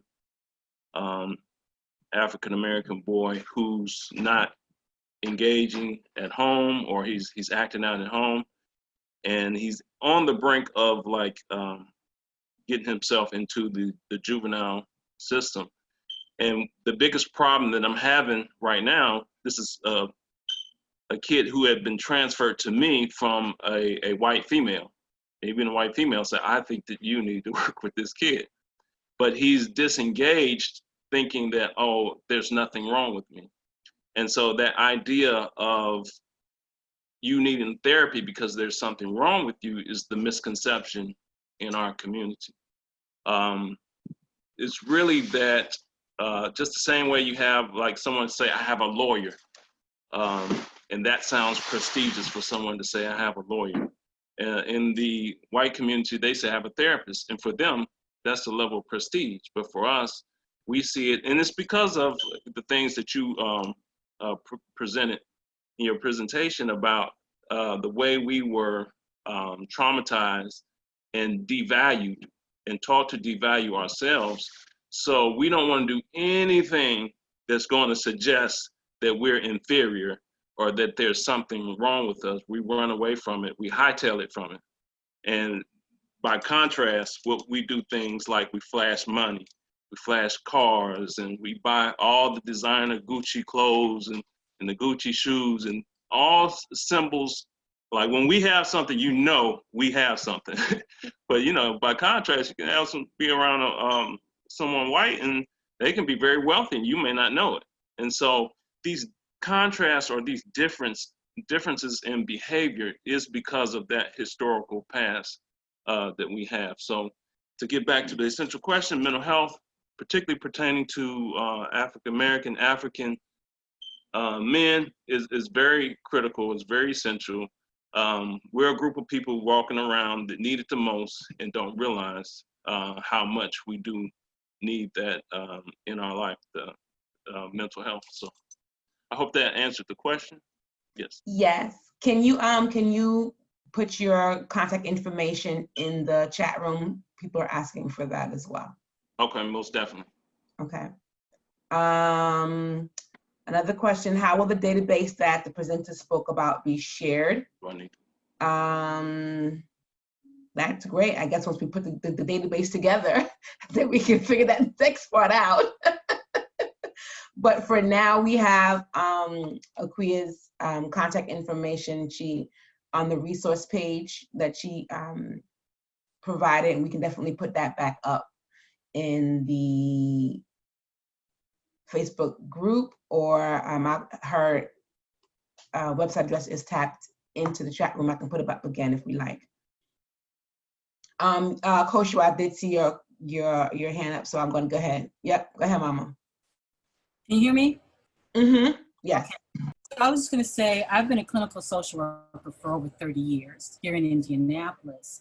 And here in Indianapolis, because I get involved in different type of activities that other groups have, I have a large group of people who practice EFI or Santeria who come to me because I practice an African traditional spirituality. I wanted to speak to that because I believe a sister was saying that it's important that you have someone who understands and gets us.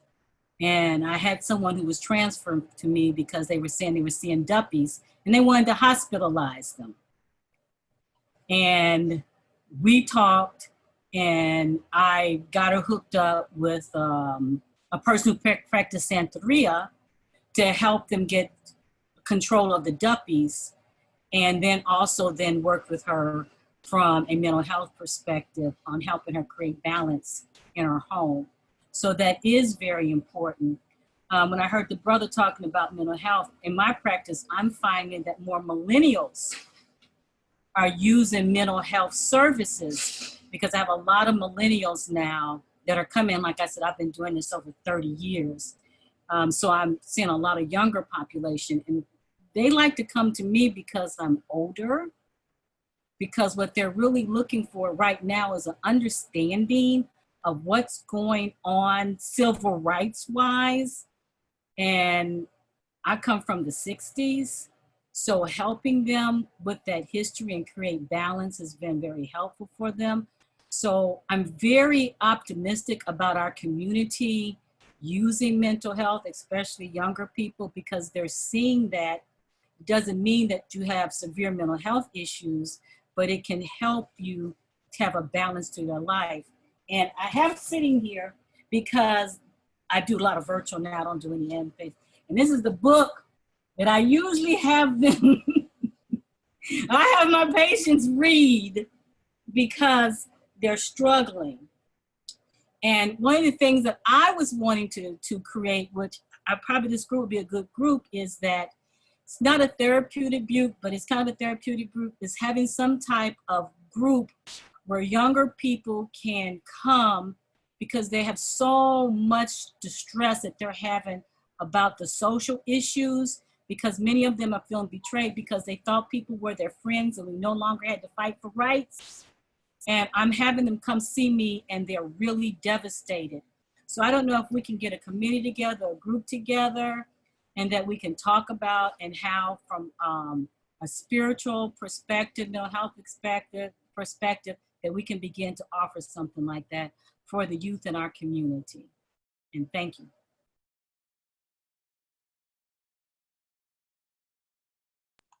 Awesome. I saw a hand go up. Whose hand was that? I thought I saw two.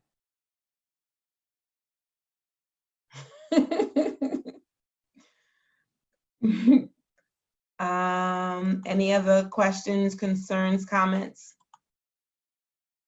Akua, you have any closing remarks? We are at the end of, we're approaching the end of our session.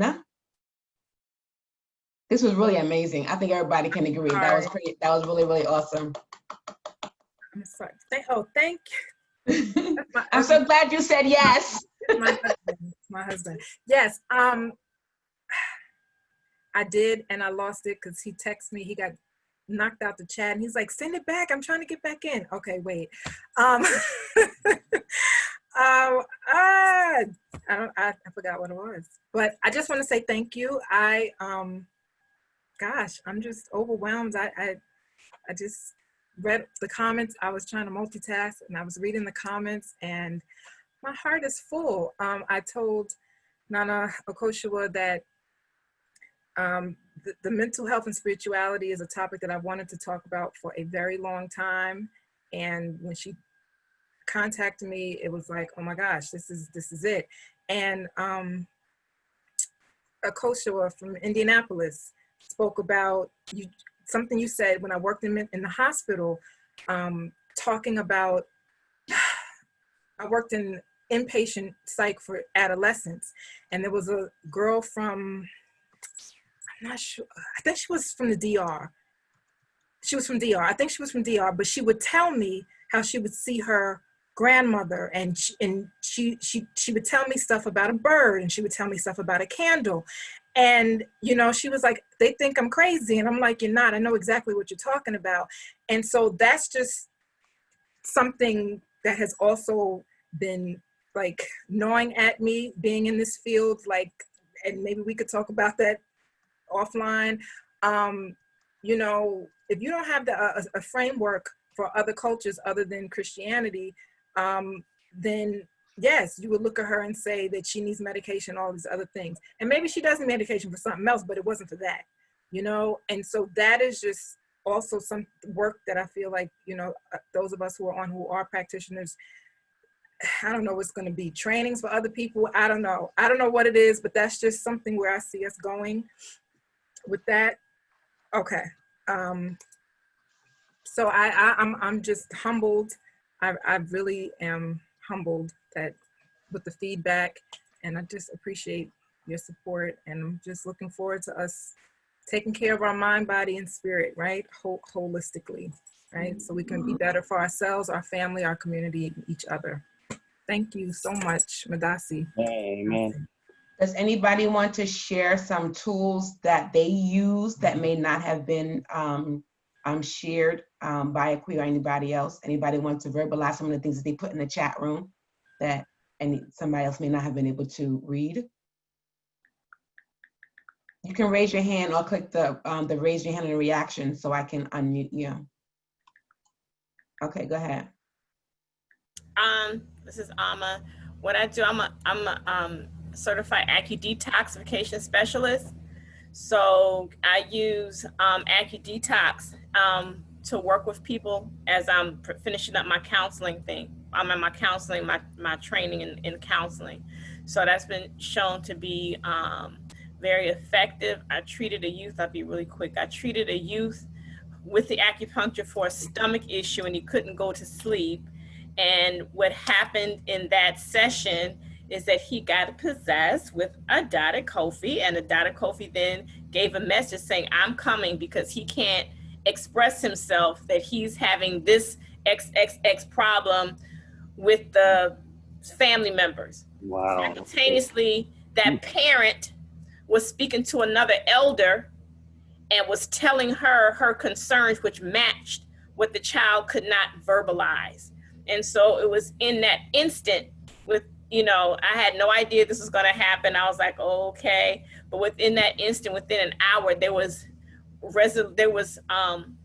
speaking up, and then resolve, and then steps in terms of what they were going to do within an hour, within an hour or so of treatment. So that's how I see in terms of using these modalities, because what I was told when I was learning the acupuncture is that when you're treating, the shrines is going right there. They're in the needle. They're in what you're doing.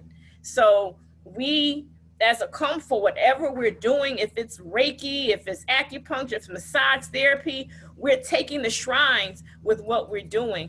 And so, you know, I think with that intent that we make the change and bring the shrine work to our practices. So I just wanted to add that. Midasi. I'm very happy to meet this sister right here. I'm so excited. You just don't know. I'm like doing flips. You know, doing these flips. I'm so excited. So we'll be connected. I'm excited to meet you too. Yes. So yeah, call me. Okay. Yes. I can put your number in my phone. Akosua, can you make sure we get a copy of the chat? Because I can't copy anything. Y'all got this security thing on lockdown. I can't get no. I can't do nothing. We got you. Okay. I'll put her website back in the chat. Okay. But there's other people's numbers and stuff in here, and we can't. Okay, Emma, we got it. We got you, Mama. You really excited. I see you. I need it myself. Okay, I see you. Nanefia, I'm going to go ahead and unmute you, then answer your question, and then Nana Amaduma is after her. You all know that I practice as a clinical psychologist, and I've been a lifetime member since 1970s with the Association of Black Psychologists, who are moving in this same direction. So there are many initiated priests within the Association of Black Psychologists. And we have taken what we call an African-centered approach to wellness. And so, you know, I came late, so I don't know all that was said, but we are also training people to be more African-centered. With this, though, we come with an extra arm with the spirits with us. They're with all of them. And in my practice, I always invite the ancestors in before we start. And sometime before they end, they wind up with an ancestral altar in their house. But as Nanama talked about, having that direct connect helps us because we don't deal from a pathological stance. We deal from why is this occurring, not what. So it's not the diagnosis that the Euros give us. It is what is happening in your spirit, in your family at this time. So I just wanted to add that it's on a larger scale and we need to be involved. But I'd also like to ask if we might think about, you know, and I suspect we all have heard a lot of messages coming now, and one of which is to raise up our ancestors. And in the month of August is Wukadai on the 19th. And I was wondering if as a collective, we could have a ceremony, to raise them up, because some of them are stuck, especially those who have been murdered recently, but there are even some from our past. So I'd like to throw that out, especially to the elders of our association, to see if that's something that we might be willing to do. And then we can share it with other groups as well. Midasi, that's an awesome suggestion. If someone wants to take the mantle on that, that would be great. One quick thing, before Auntie Amaduma speaks. I'm Sis Akua Bakeman. Someone is asking for your contact information. So if you can put that in the general group chat or speak to them directly. Who asked for it? I will tell you. Nanaaba Encia Opari. I'll just put it in the chat again. Okay. I think Amatai's had a hand up too. I went to the next screen. Yeah, but this is for Akosua Bakaan. If you can put your personal information, your contact information. Okay. Akosua Giaboa. Okay, Nana Amaduma, and then I will go to Sis Amatias. Nana no Mipalcho. It's interesting, Nana Afia, that you mentioned the ancestors, because there's a brother who's been on my spirit through this conversation, Dr. John Bowling. He was the first therapist that I heard who talked about African spirituality and the combination of therapy through spirituality, and some of our children seeing ancestors and being labeled to Kinshasa, who's been a therapist for many years. It would be great if we could have a cadre of people who are working from this perspective that you're speaking of. But I thought of some very simple things that I've practiced. Some of us get angry and we hold on to things. And a very simple thing that I envision when somebody says something or does something that might trigger me, I picture a duck and the down, and I shake my tail and shake it off. You know how a duck shakes the water off his tail? So sometimes we can just pause so that we don't react to things, pause and let the Abosum come in and take over for us instead of letting our egos take over, because we can be a very reactionary people, possibly because of some of the epigenetics that was spoken of earlier, some of the things that we're holding on to in our DNA. But if we pause and let them step in, they take care of it for us. And then we don't have to be so, in charge. It's a moment by moment thing. Let me Dasi. May I comment real quick? Sure. I left something off of the some of the tips were affirmations, and I was an affirmation person prior to, but when I really got into the affirmations, I want to publicly thank Nana Amaduma for being my teacher while I was pregnant and teaching me how to control, even though, like I said, I was a therapist, but the anxiety was overwhelming with some of the symptoms I was having in pregnancy. And she reminded me and taught me to put those affirmations up and put them in the bathroom and talk every day, and say those through my pregnancy journey and my birthing journey. So I just wanted to publicly in our community let everyone know how Auntie Amaduma has poured into into me and my mental health journey and my birthing journey. Thank you, Nana. Okay, Nana Enya, I'm going to get you right after I get to Matthias. Okay, she had her hand up before. If I can find you, where are you? There you go. There you go.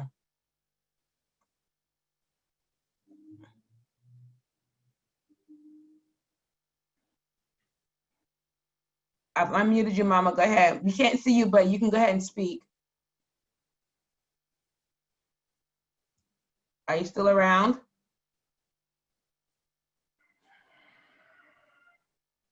I hear something. 1 Mississippi, 2 Mississippi. Okay, Mama, I gotta move on. Let's see, where'd you go? Okay, Nana Enyo, I'm unmuting you. Okay, you unmute on your side and you can go, Nana Enyo. I think if you can press your space bar, hold your space bar down, you should be able to speak. There you go. Okay, well, I am really impressed by this presentation because it tells the story for a lot of people, and especially of my age group. The story of the shames and not being able to tell your story. So I'm really grateful that I was here to hear this. Also, to Nana Afia, Nana Yah said he'll be very happy to work with you to get that Akosua Bakaan, Awuka Dai, I'm sorry. I get my days mixed up sometimes. Awuka Dai program together, because that is the last day of drumming. And then when we open up again, we should be able to feel something 27 patient. So he'll be calling you, okay? Okay, thank you. Thank you. Oh, it's beautiful. Just beautiful presentation. Midasi Nana. All right, Alma got her situation together. I'm gonna go back to Alma. Okay, Alma, hold your space bar down. See if that works for you. Still not working? So for those in the community. Hold on, Kwesi, hold on, Kwesi, hold on. Alma? Okay, she's still out. Nana Ama Encia asked me to repeat what Nana Enyo said because she couldn't hear. Nana Enyo said Medasi to Akua Bakaan because a lot of the things she talked about, particularly about the fear and the shame, really spoke to her, and particularly about people in her generation, right? And so she said Medasi was a wonderful and beautiful presentation, and for particularly to Nana Efia, that Nana Yao was definitely willing to work with her for the Wukudai celebration, and so that he would be in contact with her. Okay? All right, Kwesi, you can go.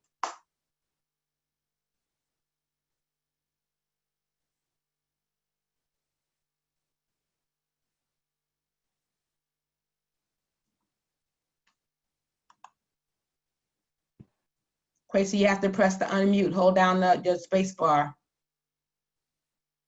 Hold the space bar while you're talking. There you go. Yeah, I was just hoping Matthias would chime in because, you know, she's a medical doctor, so she's coming from a little different perspective. But, you know, being that she was pretty much raised in the culture and she knows a lot, she has a little different perspective. So I think that it's really important that we get her perspective. I'm gonna call her and see where she at. Kwesi, I was trying to. She's not connecting. There's something wrong with her sound that she's not connecting. She chatted with me in the box. There's something going on with her sound that she's not connecting. Let's see. Does anyone else have any comments, anything they want to share? Auntie Sarah, okay, hold on, I just saw you. Okay, go.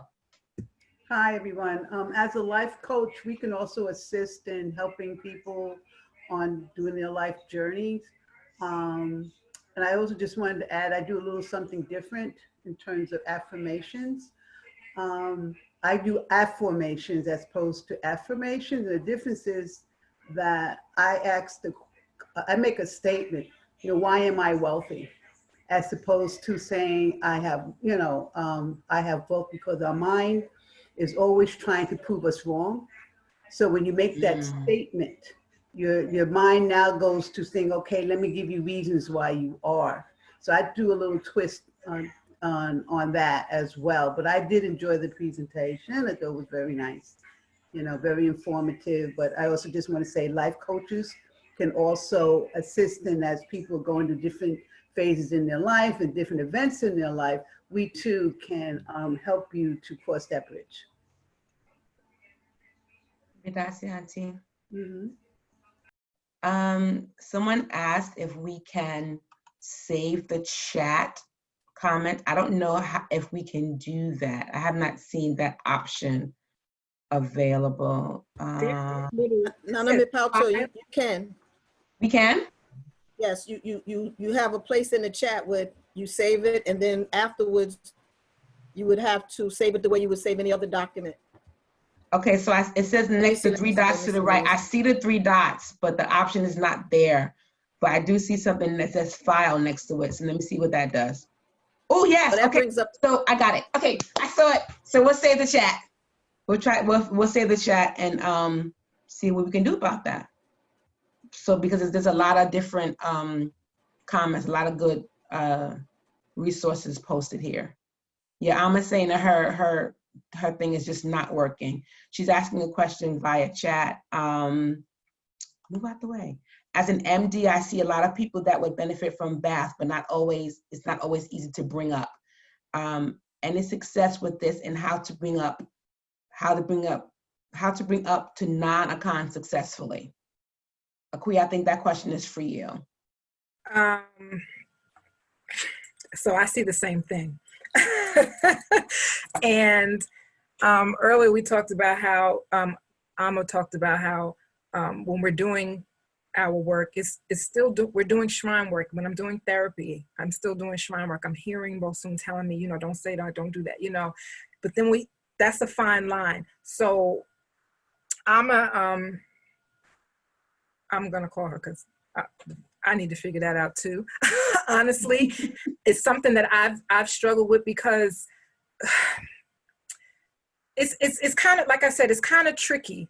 Whereas if the client is coming to me for, we're gonna talk about depression, right? They didn't come to me. I don't list myself like, have a Christian counseling thing. I don't list myself as that. Now I know clients, when I see them, I just know I can say, you just know, you get a feeling and you start talking, we spirit to spirit, and I can just be like, okay, your grandmother's in here. What's going on? Like something's happening.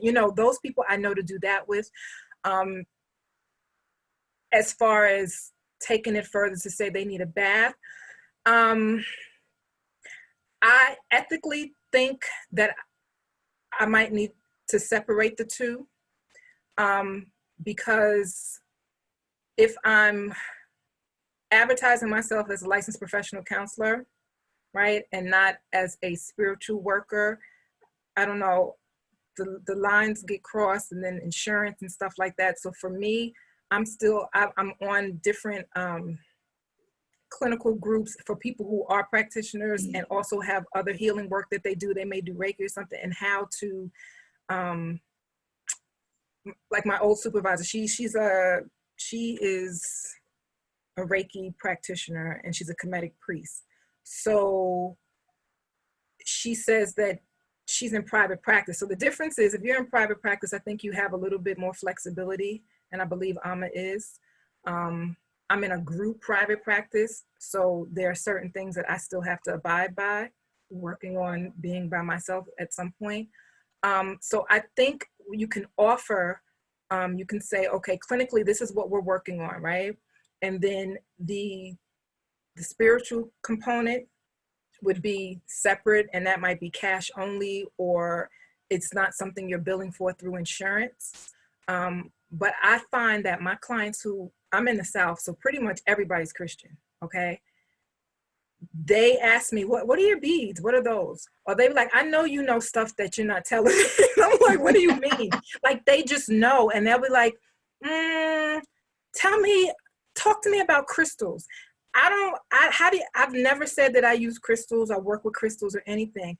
Their spirit, their ancestors is telling them to ask me questions. So it kind of happens organically. And I'm like, okay, great. So then we start talking. I tell them little things to do.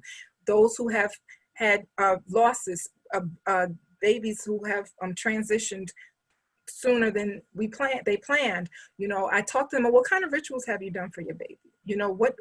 What things have you put in place? And then they tell me, and I'm like, are you open to some suggestions? And they're like, yes. And so I go through feeling, as far as, feeling out the client. And of course it's person-centered, but they can sense that I have more to offer than just the clinical interventions.